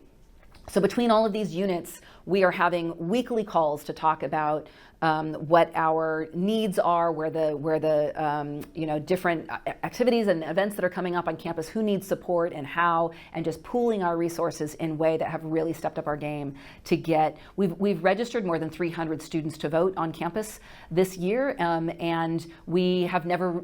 I don't know if that sounds like a big number or a small number to the audience, but we've never hit that high of a number in the years that I've been here and doing this kind of work. So the coordination that we've had across these units, I think has been super productive. What would you say to students that are on the fence about participating in voting or just registering? Can they still vote even if they haven't registered yet? Yeah, so students who haven't registered to vote yet, in Virginia there is same-day voter registration. So whether you live on campus or off campus, if you have a Virginia address and you have not registered to vote, you need to look up where your local polling place is. If you live on campus, it's at Merton Hall, but if you live off campus, it's someplace in the community. But if you go to vote.elections.virginia.gov, you can look up your polling place and go to that place on election day and do same-day voter registration and then complete a provisional ballot and get your vote cast. Important maybe to add that that option is only available if you have not already voted in another state. So if you are an out-of-state student and you submitted an absentee ballot, then you can't vote again. I get it. Like politics, there's a lot of conflict. There's a lot of uncomfortable topics. There's a lot of anger, sadness, and emotion that comes up around political discussions these days. I do not fault anybody who wants to shy away from that or doesn't want to get involved with that and wants to go do like petting puppies or cooking classes or skydiving, whatever. Otherwise, that sounds like a more calm experience. But that being said, I think that there are really wonderful positive ways to get involved with politics and to have a fulfilling and positive civic experience, especially at Mason, because we really do have a productive and respectful community political environment at Mason. There are, campus orgs and student groups that disagree. There are strong feelings on campus, but we have a level of mutual respect in the student population and between students and faculty and staff that I think creates a pretty healthy and robust political climate on campus that hopefully makes it a comfortable place for students to test the waters and maybe get a little bit more civically engaged. What is Mason and just all the Mason organizations in general going to do post-election? What are we looking at post-election? I always teach Gov 103, which is Introduction to American Politics, in the fall. And on the Thursday after an election, I open up my classroom to the whole community, to whoever wants to come. And I do an election post-mortem, which is just sort of an analysis of what we know about what happened in the election. Hopefully we have election outcomes that we can speak to by that day, 48 hours afterwards, but we may not. But whatever it is, whatever we know, I will walk through from an analytical point of view, sort of what we've learned through the election outcome. Elections are a stress test for democracy. Any democracy that holds elections, the election period and the transition of power period is a time when things can sometimes feel unstable. It's when there's opportunities more for things like unrest or protest and political violence and things because you're in this period of transition. And so to the extent that students feel uncomfortable about that, or they have questions, or they're worried about that, I would encourage them to take this analytical approach to understand why things are happening the way that they are. To me, that's like the best therapy for calming nerves, is to just ask why and get under the hood to understanding what's going on. There is a panel discussion that Dean Rozelle is moderating. I'm on the panel. Former Virginia Governor Terry McAuliffe is on the panel, and but there's another person on the panel, and that should be a nice also. By then, a few more days will have passed. We should know more election results for sure by then. Thank you so much for your time. Really appreciate the answers. Happy Election Day. Great. Thanks for inviting me, Trevor. This is really great. Thank you. Awesome. That was a phenomenal interview with Dr. Victor. And Dr. Victor, if you're watching this or hearing this, any extra credit would be greatly appreciated. Greatly. Yeah. Kind of going off of that, Ridikat and I both worked extensively the past couple weeks with Mason Votes through our involvement in the Democracy Lab residential learning community. So if you want to talk about that a little bit. Yeah, it feels almost as though Professor Victor cares more about college students voting than college students voting. Working alongside her and the League of Women Voters as a Mason voting ambassador really highlighted how many issues stand in the way of college students voting, as she mentioned in the interview, the address thing and convenience.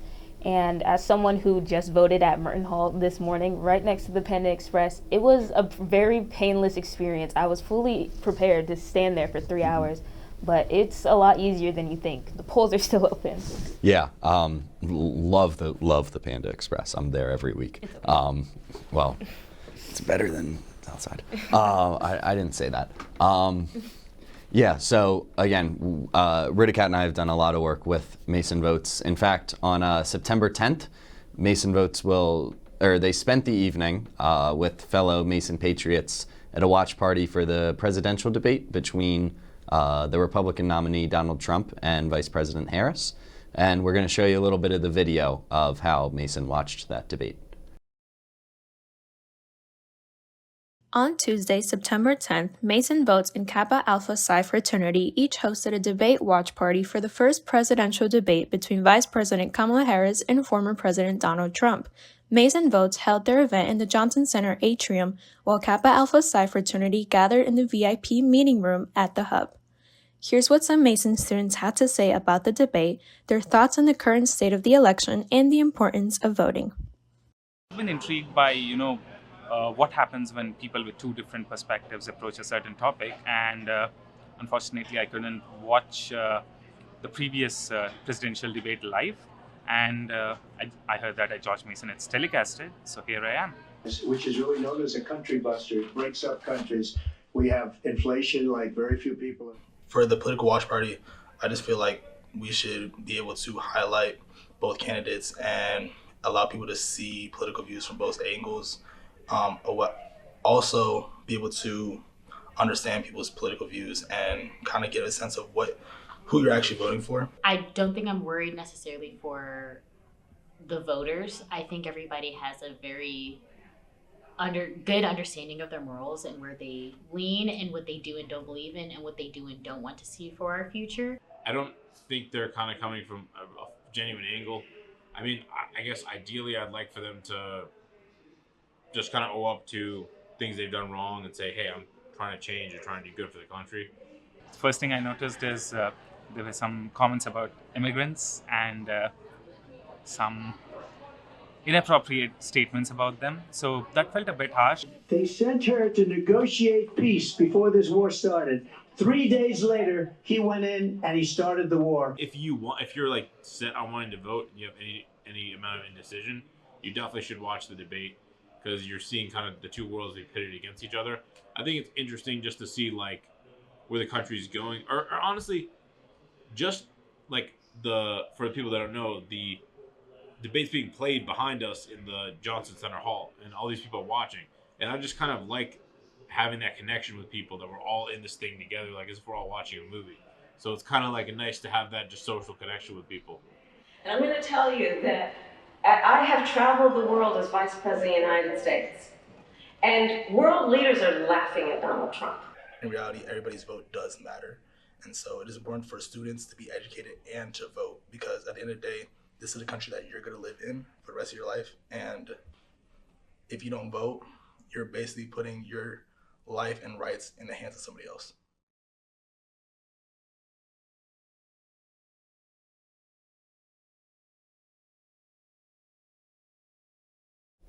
All right, welcome back, everyone. I'm now joined by my friend, Andrew Graves. Hello. Share with us a little bit of your experience, what you've done so far since you've gotten on campus. I know it's been a lot. Yeah, absolutely. So, hello everybody. My name is Andrew. I am currently a campus fellow for the Kamala Harris for President campaign. I currently work for Congressman Jerry Donnelly. In the past, I've worked for Democratic Congresswoman Susan Wild in the state of Pennsylvania. Since being on campus, I've been pretty politically active. I really enjoy doing stuff like this, election analysis, and so I'm really excited to talk to you today. That's awesome. How has your ability? Obviously, you're from Pennsylvania, as you mentioned. Yes. That's probably the swing state in the election right now. Yes. Have you been able to tie anything that you've done since you've gotten to Fairfax at Mason back home with Pennsylvania? Absolutely. So Pennsylvania, as you previously stated, is the state this election.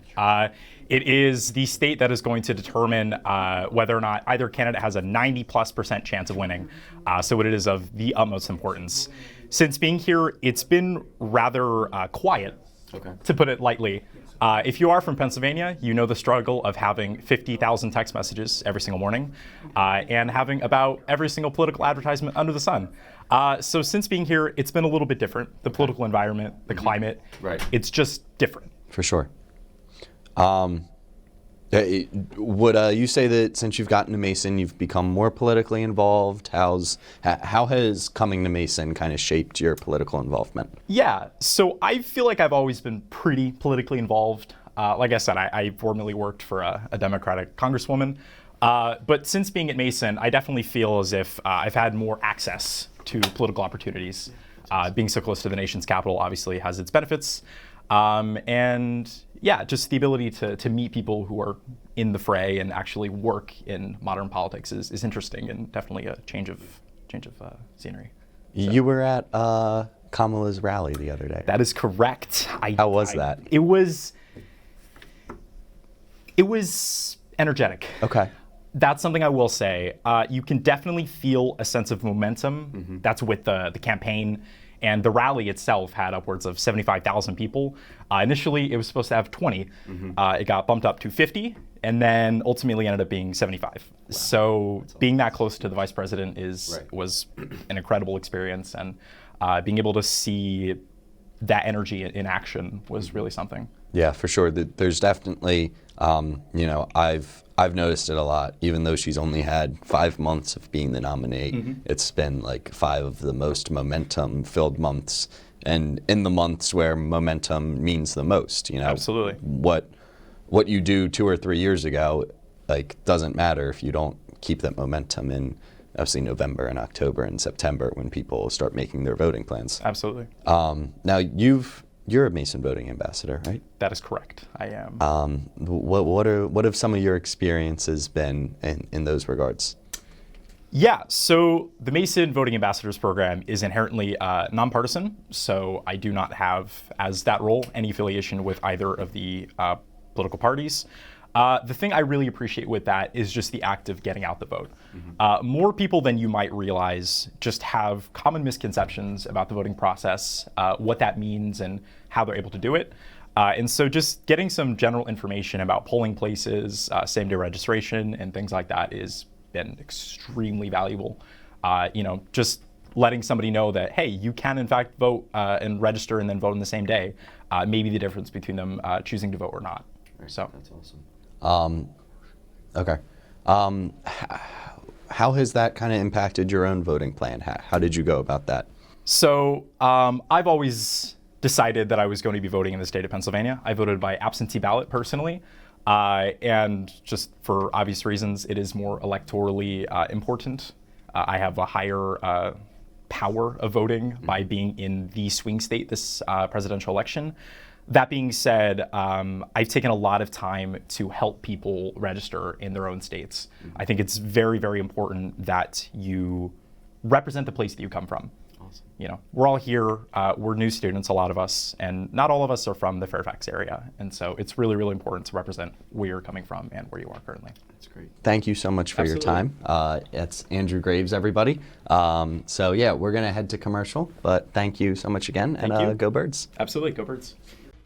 You're listening live to Improv for Mason here on WGMU Radio, heard WGMUradio.com. It wasn't my idea. Today's show with our special guest interview for this team in the new conference. Welcome to a special It's been edition of the a First great Pick. transition for me personally. I love Mason. The very talented David Keckner. Great. How are you doing? Reed, Jonah, it was a pleasure having you on the show today. Thanks, dude.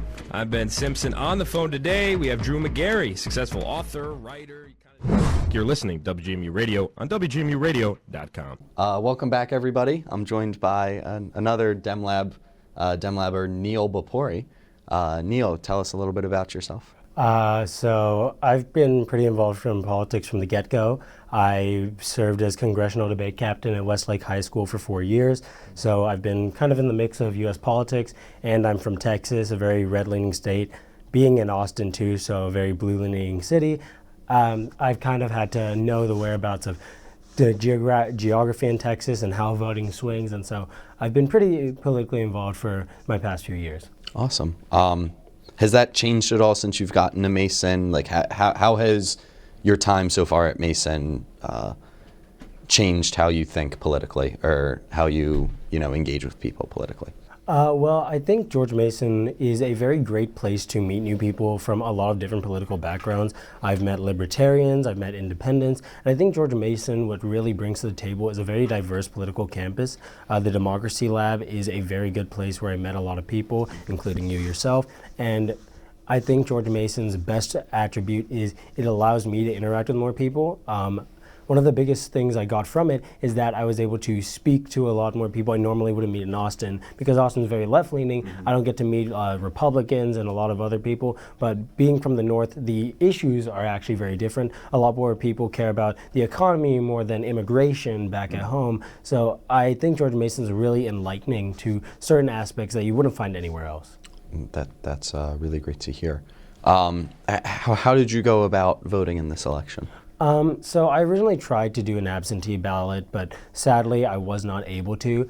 What happened is that Texas has been having a lot of problems taking in absentee ballots. A lot of my friends from Texas had actually had trouble getting their ballot back after they sent a request. So I think that's one of the bigger problems with Texas. A lot of Democratic voters who are trying to send their ballots in just aren't being heard. So I did have to register in the state of Virginia, but I'm still very proud of that. I think George Mason especially did a very good job of handling the votes, making it a quick and efficient process, and making someone like me, who's all the way out of state, be able to register in under 10 minutes. So I think that was amazing. That's really impressive. What else have you kind of noticed? Obviously, you talked about the change in priorities of voters. And obviously, I mean, everybody knows Mason's one of the most diverse schools in the country. How have those two things kind of like tied together in your mind? Okay, so I think the diversity of Mason is what really brings together the political ideas, and I think it's mostly race, because George Mason is actually one of the biggest diversity campuses in Virginia as a whole. So a lot of issues are actually centered around race issues. So defunding the police, or customs and immigration reform and stuff like that. So I think because of the diversity of race at George Mason, we get a lot more people who care about certain issues because it directly impacts them. Like for Indian Americans such as myself, one of the biggest problems has been immigration. So I've been able to speak with a lot of other Indian Americans who talk about immigration and to talk about which candidate really supports what Indian American wants at George Mason. And George Mason has really made it more open for people of a lot of different backgrounds to get their ideas out there and to be heard and to make an understanding. So, I mean, you talked about yourself as an Indian American. Kind of what's the thought amongst your fellow Indian Americans, or even yourself, having Kamala Harris, a person who is part Indian American, being a part of this race? I think it's refreshing. The biggest thing in the government is that a lot of Indian Americans and Asian Americans kind of don't get a lot of representation. And having someone such as Kamala Harris, who is actually very deep with her roots in Indian background, is a great breath of fresh air because she can also look at the issues that plague Indian Americans while also having different backgrounds. And it's great to finally have a voice out there and let us be heard, because for a long time we haven't been heard at all. Right. Kind of shifting to my last question, how has your involvement in DemLab and with Mason Votes kind of helped you as you've gotten to campus, whether that's talking to people, making friends, just figuring things out?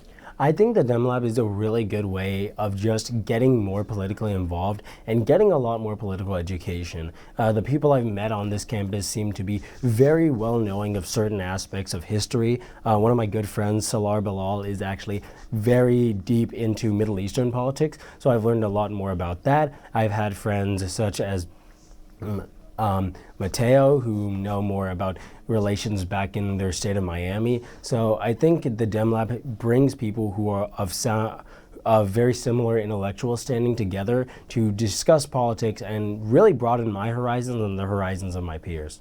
Awesome. Thank you so much for your time. Thank you so much. Obviously, as you've heard, the last two people that have been interviewed and myself are a part of Mason Votes. Mason Votes joined students as they watched the vice presidential debate between the nominees in Senator Vance and Governor Walz on the evening of October 1st in the JC. We have a little footage from the VP debate that we're going to show you now. On Tuesday, October 1st, University Life in Mason Votes hosted a watch party for the vice presidential debate between Governor Tim Walz and Senator J.D. Vance. The event was held in the Johnson Center atrium. Here's what some Mason students and faculty had to say about the debate, their thoughts on the performance of the two candidates, and the importance of voting. I came to watch the vice presidential debate. I heard it was happening tonight, and I wanted to see how the two candidates would discuss the various issues that are going to be laid out on the floor tonight. So it's quite interesting. It's happening right now. First of all, thanks, Governor. Thanks to CBS for hosting the debate, and thanks most importantly to the American people who are watching this evening and caring enough about this country to pay attention to this vice presidential debate. I am a member of the Mason family, a new member. I'm a health science librarian, and we live at Masonville. And so really this is our community. And we're really happy that we were able to come here and see it with a group of people. There's a lot of issues happening around the world right now, not just domestically, so hopefully they touch on that. Israel's ability to be able to defend itself is absolutely fundamental. Getting its hostages back, fundamental, and ending the humanitarian crisis in Gaza. I'm actually happy that it's more respectful, and I like the fact that it's more respectful. They're both very well spoken, not like there's no name calling or insults. They're both acknowledging where both had good points in various arguments. I think in terms of how they both appear, J.D. Vance has kind of busted his narrative in terms of being this kind of like weird guy who says weird things. He seems more moderate than I thought he was. While on the other hand, Walz seems kind of wishy-washy on some issues and kind of too agreeable to a sense. So America, I think you've got a really clear choice on this election of who's going to honor that democracy. I believe it's important to vote to, first off, share your voice. There's not a lot of times in the year where your voice can be heard the way voting can. Definitely think that students should be informed. They should know what's going on around them so they can make the informed decision or the best decision for them when it's time. I think it's important to vote because that's participating in our democracy. So I think having your voice is a very important part of living in America.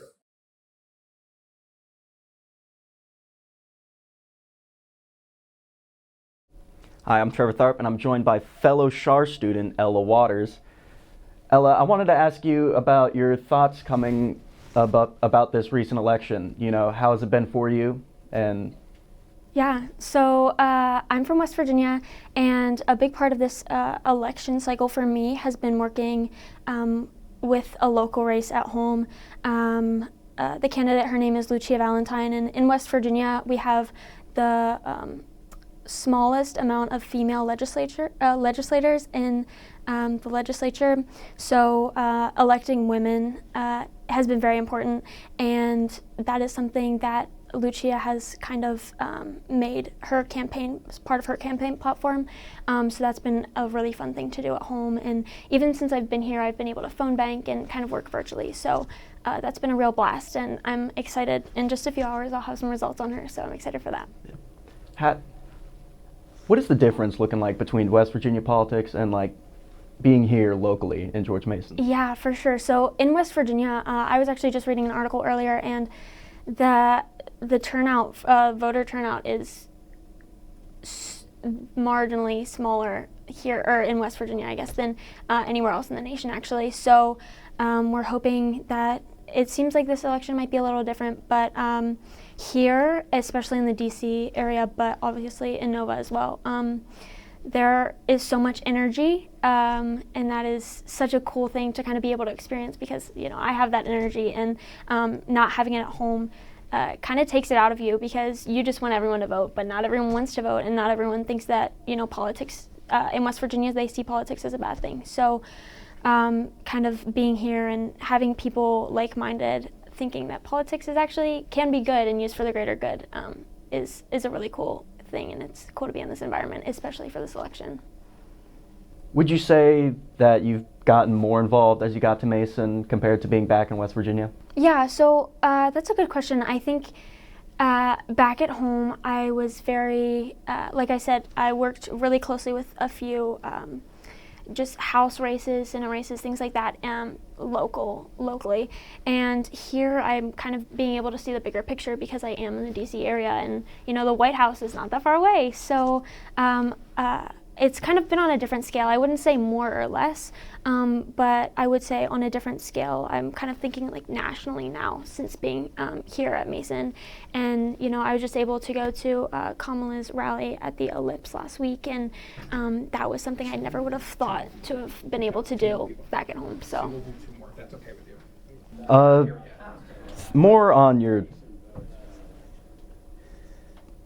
More on the idea of Mason's, a lot of people talk about Mason's diversity and its culture. Yeah. How has that affected your views on politics?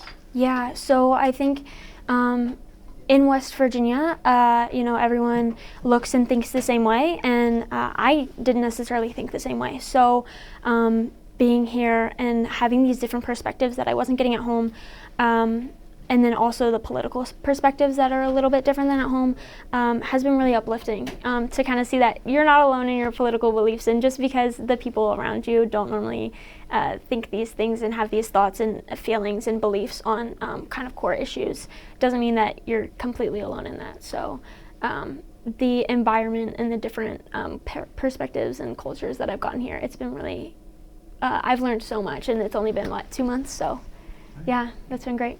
Thank you so much. Thank you so much for your time. Yeah, thanks. Going to head to commercial now. You're listening live to Improv for Mason here on WGMU Radio, heard WGMUradio.com. You know, it wasn't my idea. Today's show with our special guest interview for this team in the new conference. Welcome to a special It's been edition of the a First great Pick. transition for me personally. I love Mason. The very talented David Castner. I'm great. How are you doing? Reed, Jonah, it was a pleasure having you on the show today. Thanks, dude. I'm Ben Simpson. On the phone today, we have Drew McGarry, successful author, writer. You're listening to WGMU Radio on WGMUradio.com.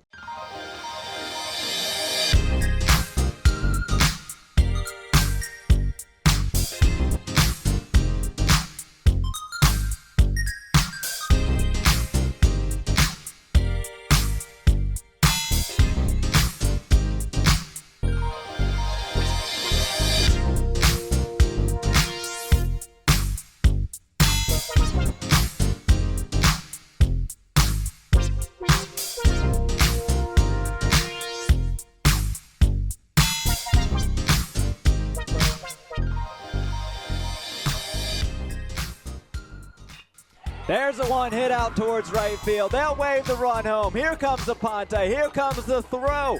It is not in time. George Mason wins. Oh!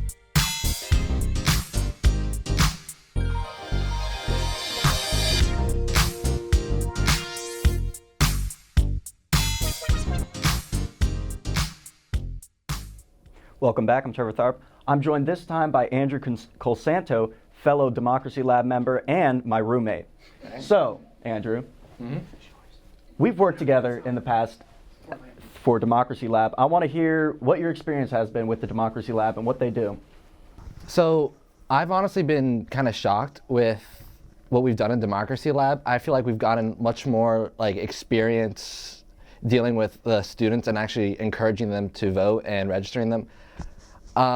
It's been really interesting getting to see a lot of students' opinions and their questions and difficulties with voting process and voting registration. And it's kind of interesting learning about that and being able to help people. I honestly felt like we've had a much greater impact than I would have ever thought.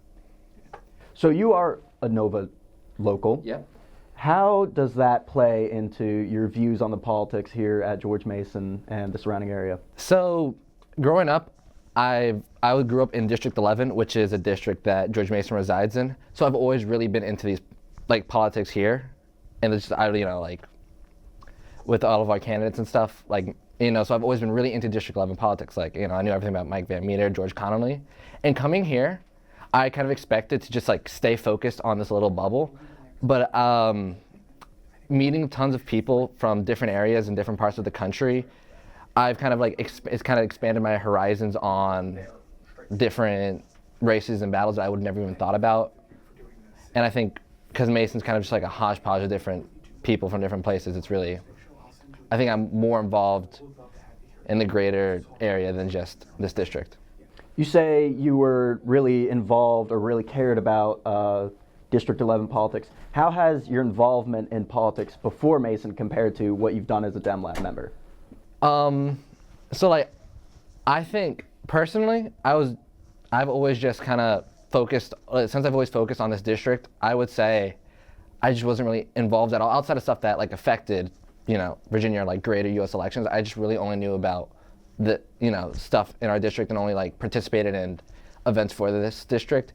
And I think since coming here, I've kind of spread and have done more and just learned more. This wasn't necessarily for Dem Lab specifically, but a few days back, I did phone banking for a congressman in Florida, which I would have never thought I'd be doing. But it just I think Dem Lab's kind of opened opportunities and shown me there's more to politics than just the stuff I can, I physically see and reside in. Now, we've talked a lot about diversity on this show. Being from Nova, have you noticed any change in sort of your environment and how that has affected your sort of political views? Yeah, I would say so. I think kind of being from a diverse area, I kind of get way more perspectives. And I think it has, I've been introduced to tons of different concepts and things I personally would have never thought about. I do think that has kind of changed my political beliefs. Yeah, thank you so much. We'll be heading to commercial, and once we get back, we will be returning to our regular programming.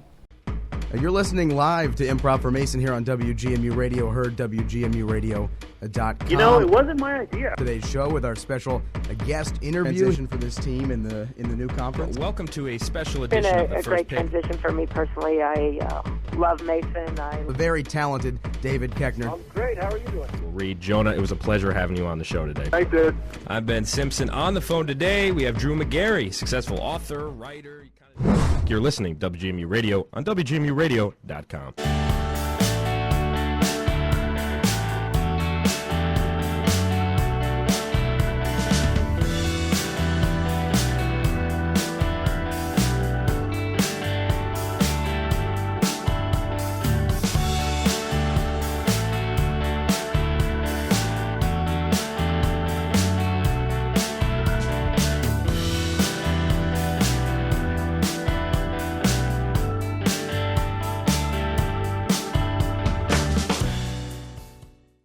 Hello, so we're back. Mason students from COM 145, or Newspaper Workshop 1, interviewed their peers about why voting is important and the top issues influencing their vote in 2024 as a co-curricular election project. And of course, if you want to know more about what happens after the final votes are counted, you can join Shar School Dean Mark Roselle, who you just heard an interview from, and Shar School professors Dr. Victor and Professor Ramadan. as well as former Governor of Virginia, Terry McAuliffe, as they discuss the results of the election, the obvious impacts that it'll have on the country, and where America will go next. This event will be held from November 11th from 6 p.m. to 7:15 at Van Meter Hall on the Arlington campus. They got me because they said that free pizza will be provided for those in attendance, and my dining dollars are a little low, guys. We're going to cut to commercial. We'll see you all back shortly. You're listening live to Improv for Mason here on WGMU Radio, heard WGMUradio.com. You know, it wasn't my idea. Today's show with our special guest interview transition for this team in the new conference. Welcome to a special It's been edition of the a First great Pick. transition for me personally. I love Mason. The very talented David Keckner. I'm great. How are you doing? Reed, Jonah, it was a pleasure having you on the show today. I did. I'm Ben Simpson. On the phone today, we have Drew McGarry, successful author, writer. You're listening to WGMU Radio on WGMUradio.com.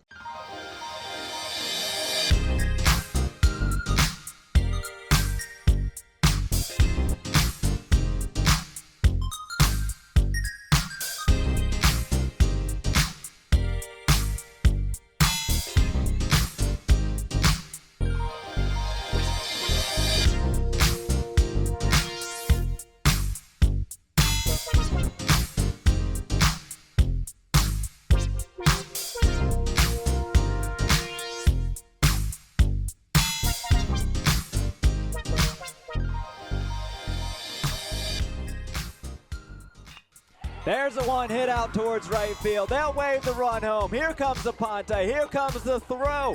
It is not in time. George Mason wins.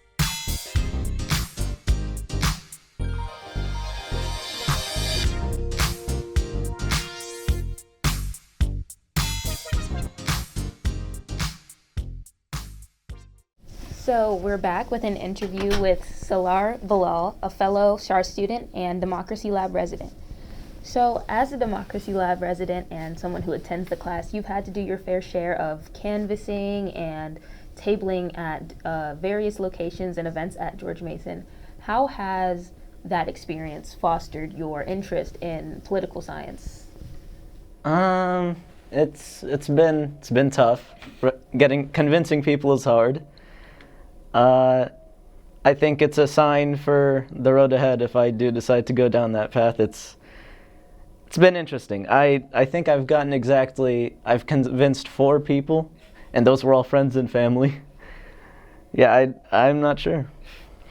So as you've registered people to vote, as time has gone on, you'd have to think about your own election plan, and since tonight is election night, what was your voting plan? Well, I wanted to vote Dem for president, but I didn't want to.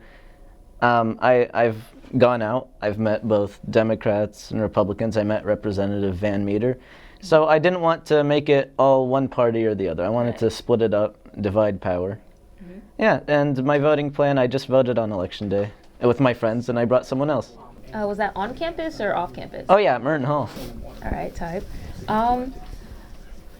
In Neil's interview with Max, he mentioned your interest in Middle Eastern politics particularly. Has your time at Mason sort of fostered that in any way? Well, being at Mason is great because we have a lot of diversity. So I've met a good amount of Muslims, Arabs, Palestinians even, and I'd say that's been good. I love that here I can view other people's perspectives, and I would say my views have changed. So you're not a Nova resident, correct? Yes, I'm not. I'm a California resident. Okay, so compared to the political landscape in California and here in Fairfax, how would you describe that difference in experience? Because it's all the way on like the other coastline.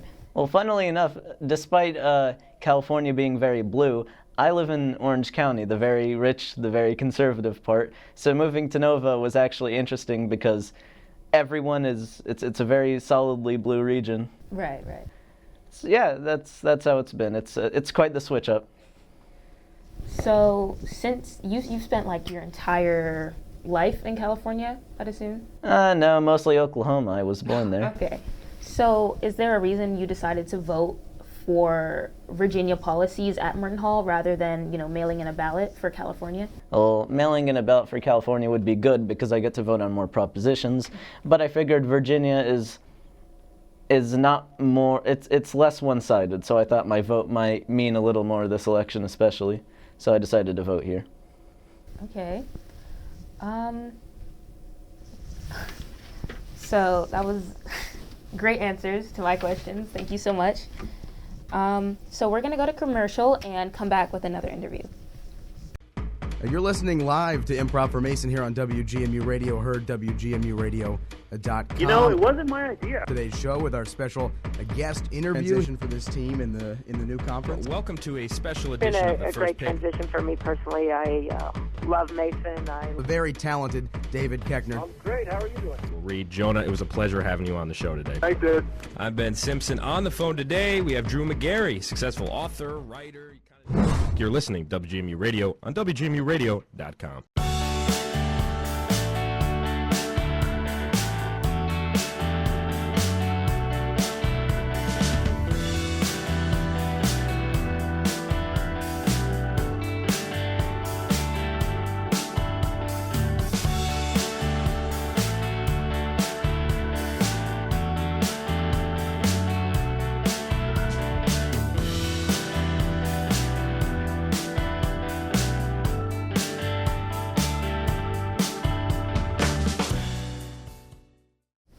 So we're joined here again with Ethan Asante. Yeah, another SHAR student and Dem Lab resident. So as a Dem Lab student, you've sort of been, as a Dem Lab student and a freshman at George Mason, especially during an election year, how has that sort of influenced your decision on majoring in government and international politics? Well, I mean, I feel like a lot of my motivations for majoring in government and international politics kind of came from my background. My father works within the State Department, just also kind of connecting with different communities and whatnot, gaining understanding about different policy and whatnot from different countries, how the United States, he works specifically within USAID, so how the United States can help other countries. So I feel like being here in George Mason, very diverse, very inclusive environment has allowed me to kind of step foot into his workplace a little bit, where there's a lot of diverse ideas, a lot of commotion going around. Like you said, it's an election year. It's a pretty important presidential election. So yeah, I think it's a familiar environment is what I think I'm trying to say. It's a nice environment to be in. Okay, so you mentioned like your father's work. Has that sort of swayed your voting plan in this election in any way? I would say the nature of his work has helped me be more of a civic engager, I guess. Not necessarily partisan positioning, but more of just, actually voting, going out there, doing my civic duty, voting, making sure that I'm staying up to date with stuff on the news, MSNBC, NPR, CNN, Fox News, all of it, Al Jazeera, all of it. So just being current, being updated. So I guess that's kind of how his work has helped and affected my voting decisioning plan. Would you think your identity are you Ghanaian or? Ghanaian American, yeah. Would you say that your identity in that aspect has influenced your time at George Mason, or like more specifically in Democracy Lab? In Democracy Lab? I mean, yes and no. Mm-hmm. It's allowed me to connect to a lot of amazing people, such as yourself. And no, in the sense of, I feel like, not that they take a back seat, but right. I feel like Democracy Lab and the school this university as a whole kind of puts the character in person first, and a little bit of background, a little bit it's in the foreground. Yeah. Yeah. So we are gonna go to commercial again, and we'll be back with another interview.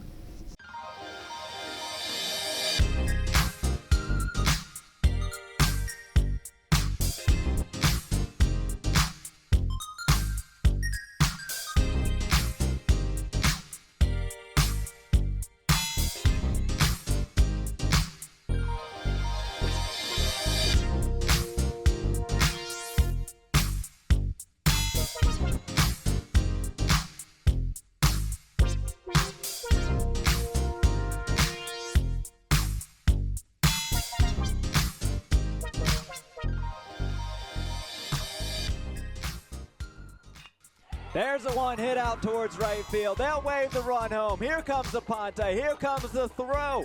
It is not in time. George Mason wins.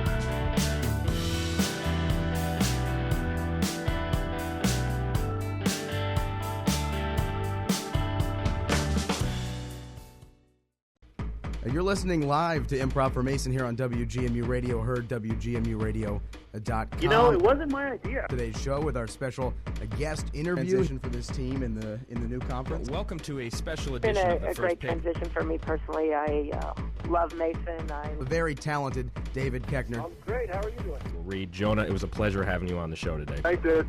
I'm Ben Simpson. On the phone today, we have Drew McGarry, successful author, writer. You're listening to WGMU Radio on WGMUradio.com. So we have an abundance of Schar School students with us today. I'm joined by Maverick. So I know that your specific concentration within your major of government international politics is law. How would you say that has influenced your view on this election?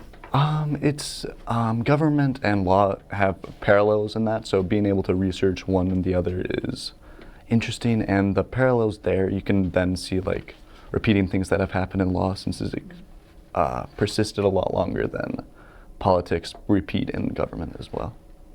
So you are also not a Virginia resident. Yeah. You're from Maryland. Mm-hmm. So how has that influenced your voting plan?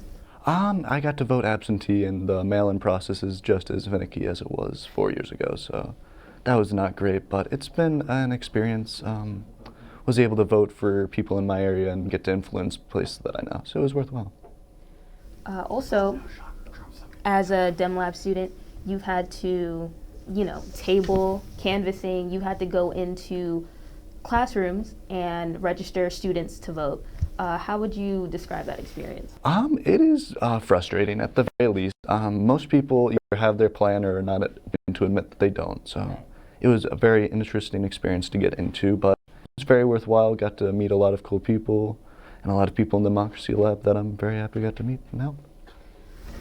Also, as a Democracy Lab student, how would you describe the presence of Mason votes on campus? Like, do you think there's like a big impact, or? It's a pretty good impact. A big has like a negative connotation at times, so it is very effective at what it does because it gets the message out without being too in people's faces, which sometimes is a problem I found with the government and politics. So since you mentioned how law and government goes hand in hand, how do you feel about Kamala Harris as a candidate who was a district attorney and has a bunch of experience in the law aspect? I was very excited to see that. It was honestly a very big relief in comparison to the business the businessman that we've had in the past. It was very nice to see somebody who knows the law and would be able to take it from that aspect that we haven't seen in a very long time. Mm-hmm. So I'm very excited to see how the results take out, but yeah, Kamala was a good choice. Thank you. We're going to go to commercial now. You're listening live to Improv for Mason here on WGMU Radio, heard WGMUradio.com. You know, it wasn't my idea. Today's show with our special guest interview transition for this team in the new conference. Welcome to a special It's been edition of the a first great pick. transition for me personally. I love Mason. The very talented David Castner. Great. How are you doing? Reed, Jonah, it was a pleasure having you on the show today. Thanks, dude. I'm Ben Simpson. On the phone today, we have Drew McGarry, successful author, writer. You're listening to WGMU Radio on WGMUradio.com.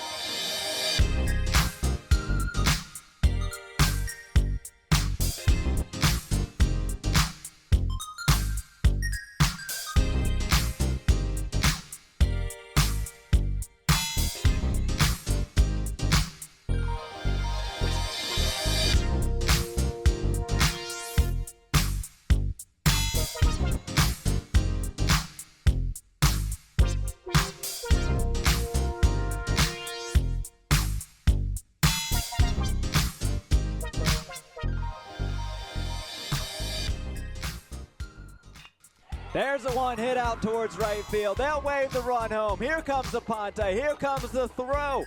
It is not in time. George Mason wins. Oh!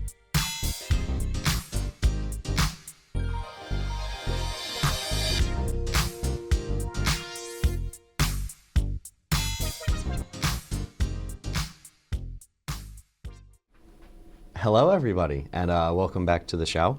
So, being that it is now 6:13 p.m., some polls across the country closed early. So we have some very early election results to share with you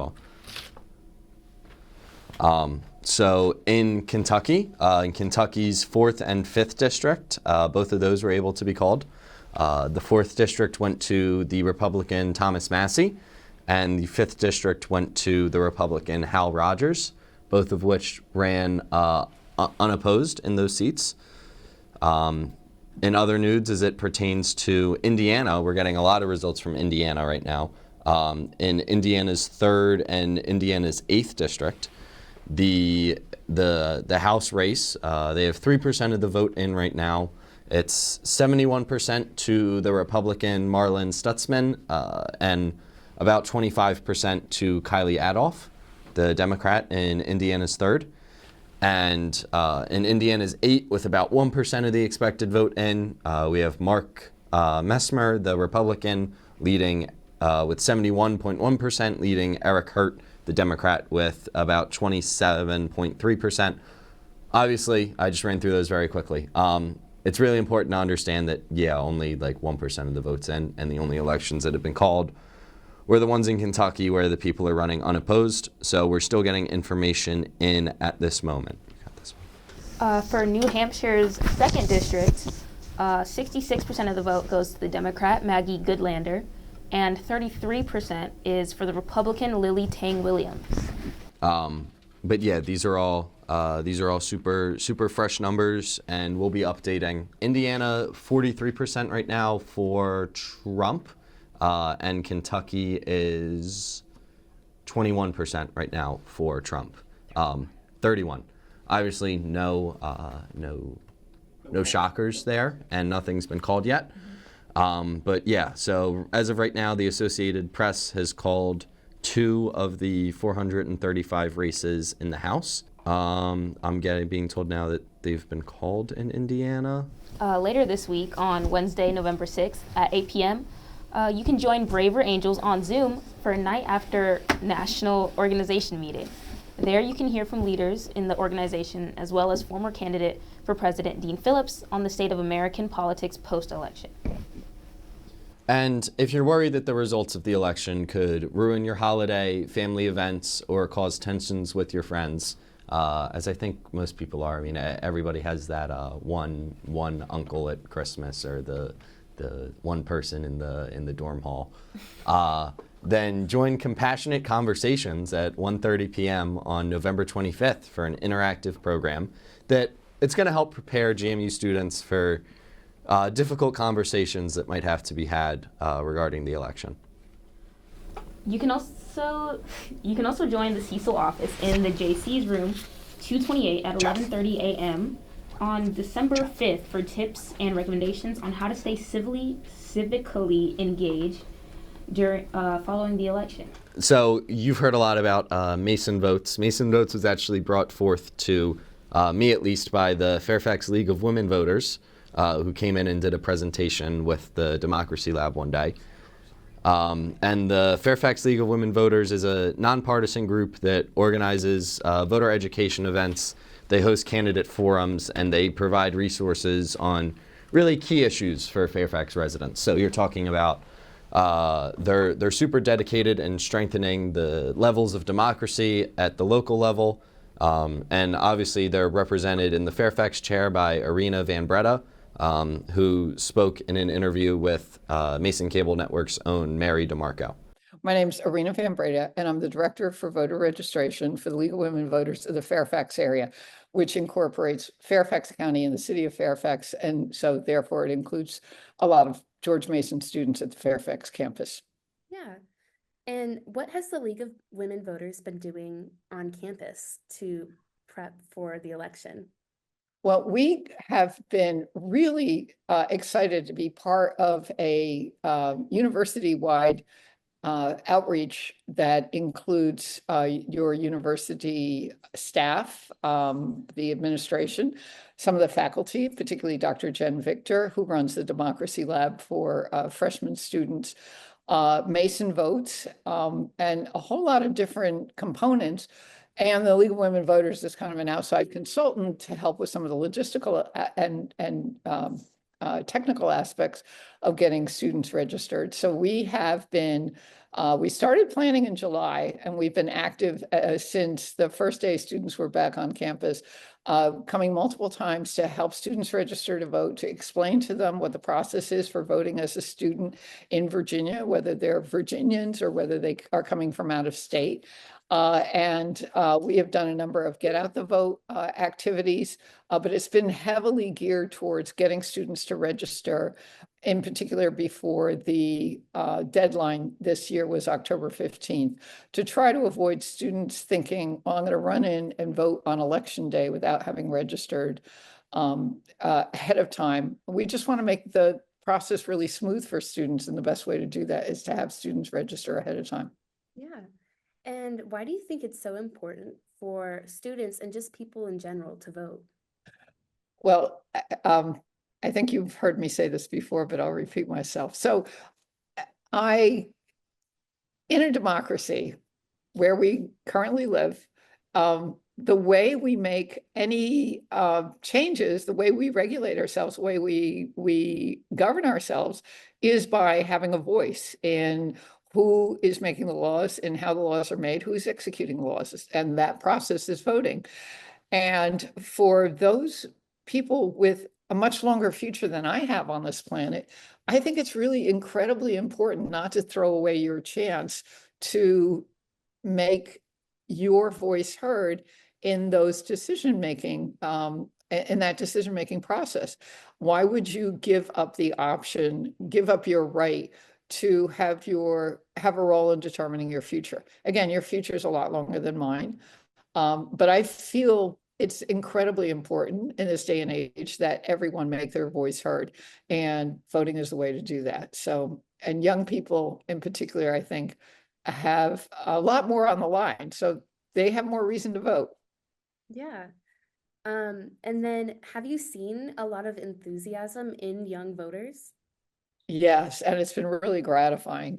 I've been doing this work for a number of years, and we've been at Mason campus for several years. But this year, the response has been gratifyingly enthusiastic, and I think that that may reflect that my long-held wish that students be more motivated to take part in selecting those who govern them is actually coming true, and that students do recognize what the stakes are in this election, and they are going to make let's face it, a relatively small effort to vote. I mean, unfortunately, it's always harder for students to vote than it would be for people who've been settled at one address and been voting for their entire lives. But it's still kind of a small lift, to just get registered and then do a little research, decide who reflects your values best, and then go and vote. Particularly for the students who live on Mason campus, when your voting site is actually right there on campus at Merton Hall. Could you tell me a little bit about how the League of Women Voters started and how their goal has changed over the years? Well, the League of Women Voters is called that not because we're just women, or as some high school students have asked, well, who's for men voters? It's like, we're for all voters. But we started in 1920, our national organization, and we started just as the women's fight for the right to vote was finally reaching fruition with the passage of the 19th Amendment. So we started right at that point, deciding that if we were now going to take half of the adult population of the United States, or at least theoretically half, and give them this very powerful new right, the right to vote, that they deserved a little bit of support and education about it, because women had never voted before, at least not nationwide. So we began as an organization dedicated to continuing that fight for voting rights, because that was what our history but then also for voter education. So currently the motto for the League of Women Voters is to defend democracy and to empower voters. And we do that by education, we do that by explanation, and we do also do some advocacy work. But our greatest emphasis is on ensuring that people understand why voting is important, making the process as clear to them as possible, and facilitating them accessing the right to vote by helping them to register. So that's how we started. And frankly, our mission hasn't changed all that much, other than we've grown a little bit more wide in our outreach. We have had a much wider appreciation for those populations that do not have ready access to the vote or who have been discriminated against in the past and at present. And so we are constantly looking to shore up and defend voting rights. I'm very proud to say, the League of Women Voters filed a lawsuit against the state of Virginia just last month when the governor's office decided that they would just automatically purge some 6,000 people off the voter rolls because of questions of citizenship status, rather than ascertaining whether or not people were citizens. This was a violation, we believed, of the law at the time, and we participated in a lawsuit to protest against that. There are other populations that still don't have full voting rights, and we want to make sure that the right of franchise, the right of voting, is expanded to as many people as possible. So I don't feel that our mission has changed that much. We've just been much more aware of how wide the need can be, and we do try to approach and make our assistance available to as large a part of the population as possible. Yeah. And then my final question for this interview is, what will you be doing? You talked about it a little bit, but what will you be doing on Election Day? I will be a poll election observer to ensure that that everyone is able to access their right to vote without undue obstruction or any undue questions that would keep them from being able to vote. I don't know if you saw, it was an article in the paper yesterday about a woman who was asked when she went to go and vote if she was a citizen. She was a registered voter, and that is not a part of the process of asking someone, of allowing someone to vote. That is determined ahead of time when they register. And there was no reason to question her citizenship. Those kinds of actions can intimidate or impede people's right to vote, and we want to make sure that that isn't happening. Wow, that was such a phenomenal interview. We've both gotten to work with Miss Van Breda a couple times, if you have anything. Had to remind her how to pronounce my name probably a dozen times, but she's really, really nice to work with. Yeah, she's super sweet. We have some more numbers to bring you all. So from Kentucky, out of the popular vote there, as of right now, 61.4% of votes have been for the Republican Donald Trump, and 37.3% for Vice President Kamala Harris. And in Indiana, the popular vote, 66.1% for former President Trump, and 32.8% for Kamala Harris. Also in Indiana, you have the gubernatorial election that's happening right now. We're getting results back from that. As of right now, 5% of the votes are counted. I'm such an iPad kid right now, right? We got this little setup. 5% of the votes have been counted. About 58.2% for the Republican Mike Braun, 38.1% for the Democrat Jennifer McCormick, and 3.7% for the Libertarian Donald Rainwater. So yeah, we're getting information in, and we're getting it to you as quickly as possible. Right now in the national popular vote, Donald Trump is currently ahead But again, it's important to note that the two states that we're getting information from are Indiana and Kentucky. So it's not really a shocker that Donald Trump's ahead in the national popular vote right now. But currently he has 62.6% of the popular vote compared to 36.2% for Kamala Harris. These numbers are definitely going to change over the course of the night as we get more votes coming in from your Californias and your New Yorks. In the Senate, I'm being told that Trevor should work on his handwriting.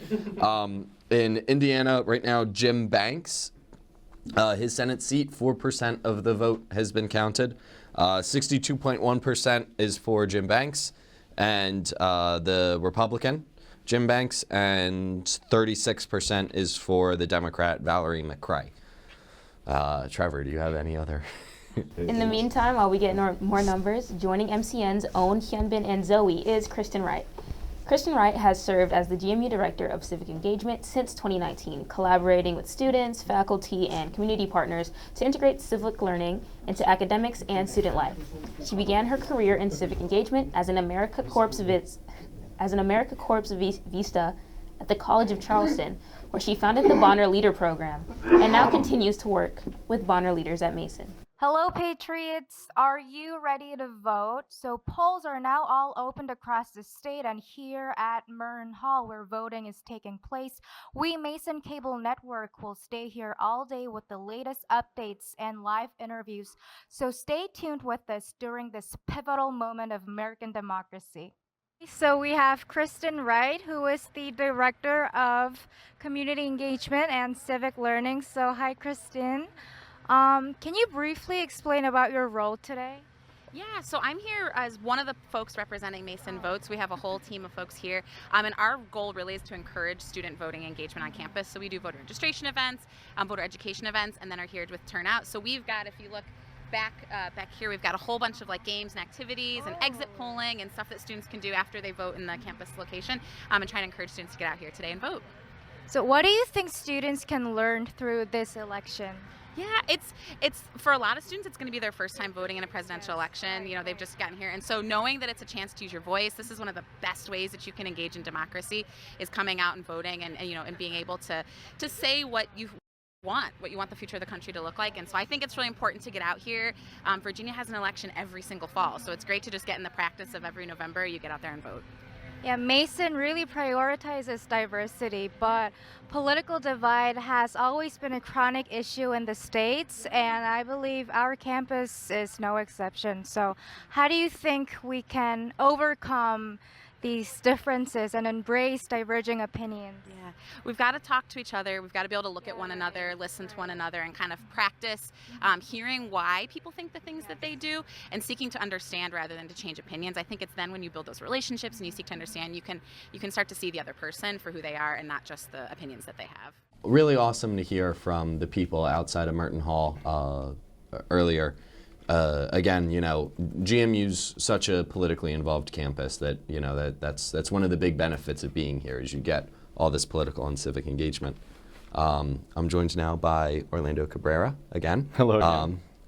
So Orlando, obviously, we're getting numbers from polls in Indiana, Kentucky, New Hampshire coming in right now. Orlando's, you've obviously worked dealing with this before. If you could break it down for us. Sure. I mean, look, there's no question here that Indiana is going to go red, right? The last Democrat to win Indiana was Joe Donnelly, and he was kind of a fluke of the Obama coalition. Jim Banks is a guy who a lot of people have a lot of strong opinions about, but and that's been throughout his career in Congress. But it looks like he's obviously going to win in this race. And Indiana's just kind of had a rightward shift. I mean, it's not just a state that, you know, has a history of going red. It used to be a very union-heavy state. It's lost a lot of its union base, and its union base has become a lot more of that disaffected Trump voter than most other places. You know, but this is the state that gave us Vice President Mike Pence. This is the state where Dan Kramer, I want to say it's Dan Kramer, is the senator. we're looking at a state that has seen a very heavy shift to the right and will continue to see that shift to the right. Democrats aren't going to be looking to bring this back into their coalition. Kentucky's a little bit different on statewide races, but overall, talking about these races, what we're looking at is two states that for the foreseeable future will be deep, deep red. Appalachia and the former Union Rust Belt that is now turning into a relatively barren economy, but looking to revitalize. And once it's revitalized, that story might be different, but right now it's not. Thank you so much for your insight. Obviously, like we're getting in numbers from these places, at the moment. For Indiana in the gubernatorial race, I believe, Mike Braun currently holds 58.8% of the vote. The Republican Mike Braun and the Democrat Jennifer McCormick with 37.4%.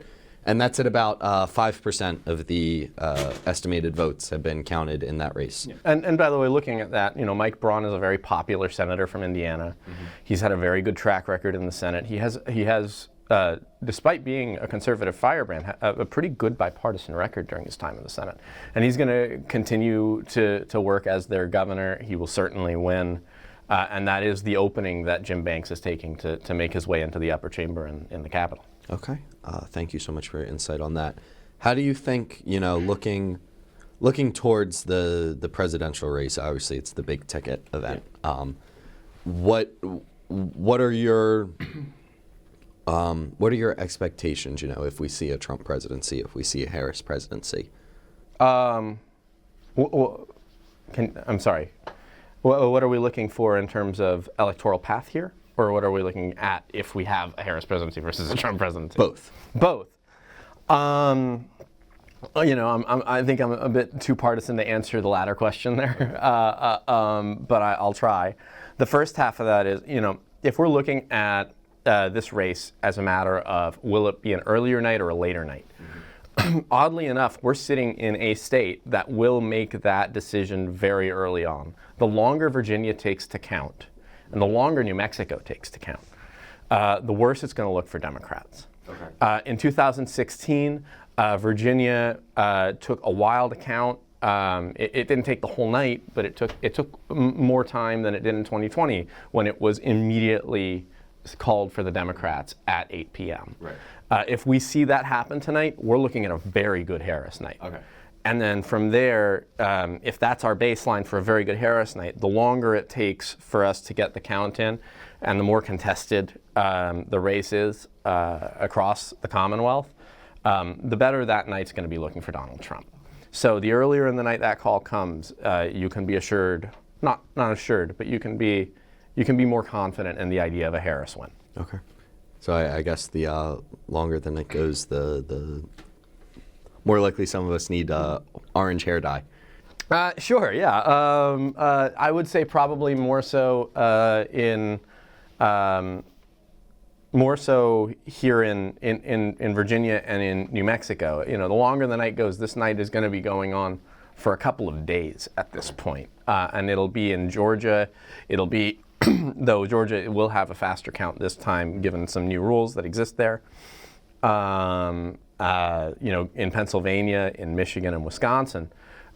In some of these states, they've been allowed to open mail-in ballots and early ballots early so that they can immediately feed them into the machines that will count them. But in places like Pennsylvania, they still have to wait until all of the votes are cast just to open that. Not even just to start counting, just to open the envelopes that the mail-in. Oh, wow. Yeah. Okay. So they have to just wait to open those envelopes, and that's what gives Pennsylvania all of this doubt and all of that rhetoric that's coming from the Trump side, which is saying, it could be dirty. Well, it could be dirty, and the reason why they're saying that is because of how long it takes. Well, it's only taking so long because Pennsylvania law requires them to keep those envelopes sealed until the minute that all of the ballots come in same day.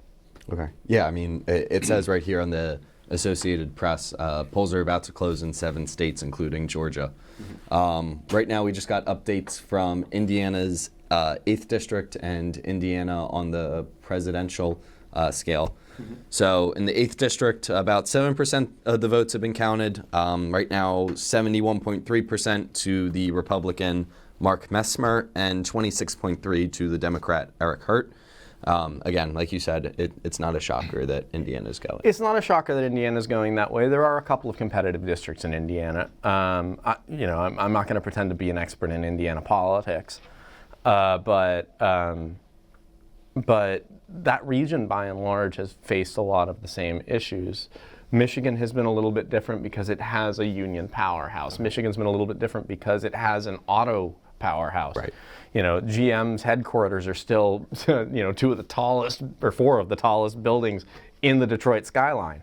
But Indiana's faced a very different situation, especially in Gary, Indiana, right on the border with Illinois, where that city, which was once a powerhouse of the Midwest, is now, with absolutely no offense to the people of Indiana, a little bit disheveled, and we're seeing a lot of that happen across that state.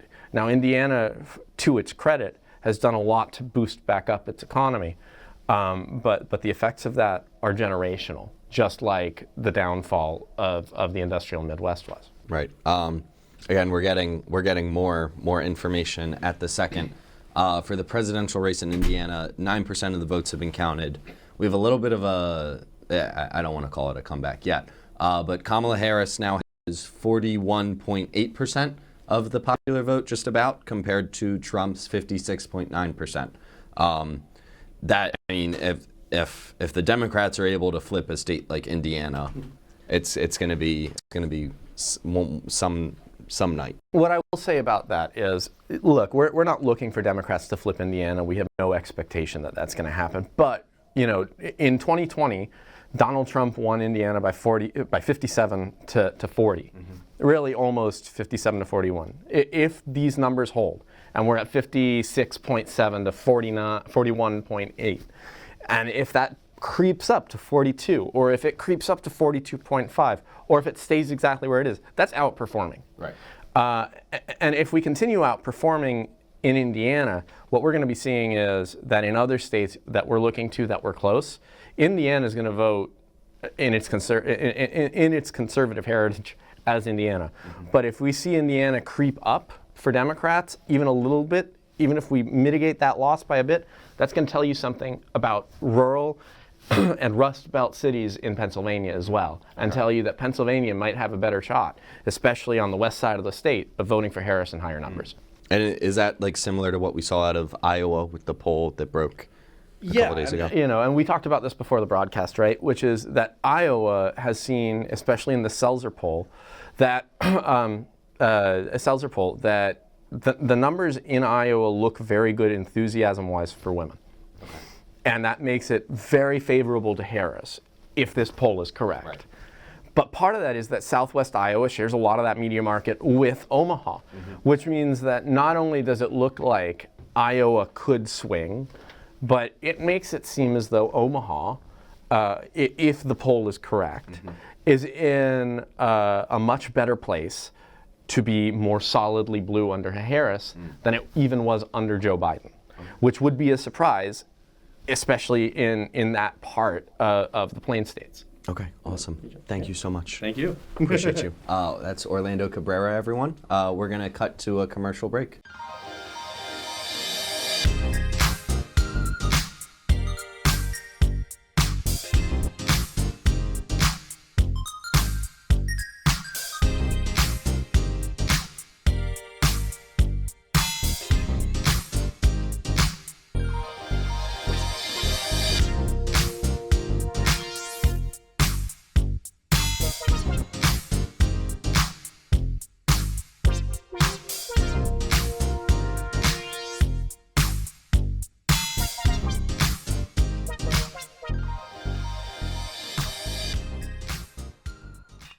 There's a one hit out towards right field. They'll wave the run home. Here comes Aponte. Here comes the throw. It is not in time. George Mason wins.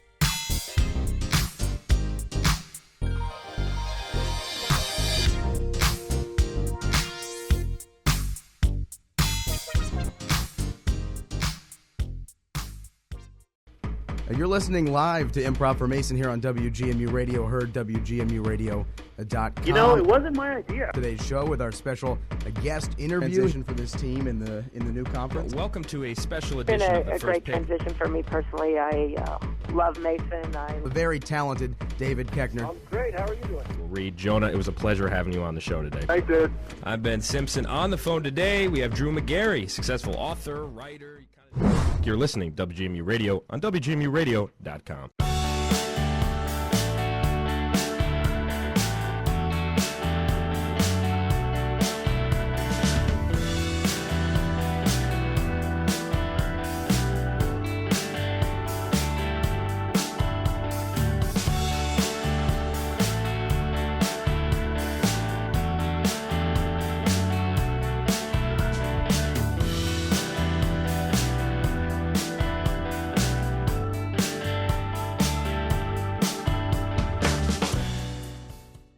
Welcome back, everybody. I'm finally joined again by my good friend Ridikat. We actually conducted exit polls outside of Merton Hall today to kind of see what the synopsis was in terms of the Senate vote and the congressional vote and the presidential vote. So, Ridikat, if you want to break those numbers down for us. Okay, so to start for the age demographic, 51.3% of voters at Merton Hall today were between the ages of 18 and 19, me included. 33.1% were between the ages of 20 and 21, 10.2% between 22 and 24, 2% between 25 and 29, and less than 1% were over 30 years old. For who they were voting for, 85% of voters at Merton Hall today voted for Kamala Harris.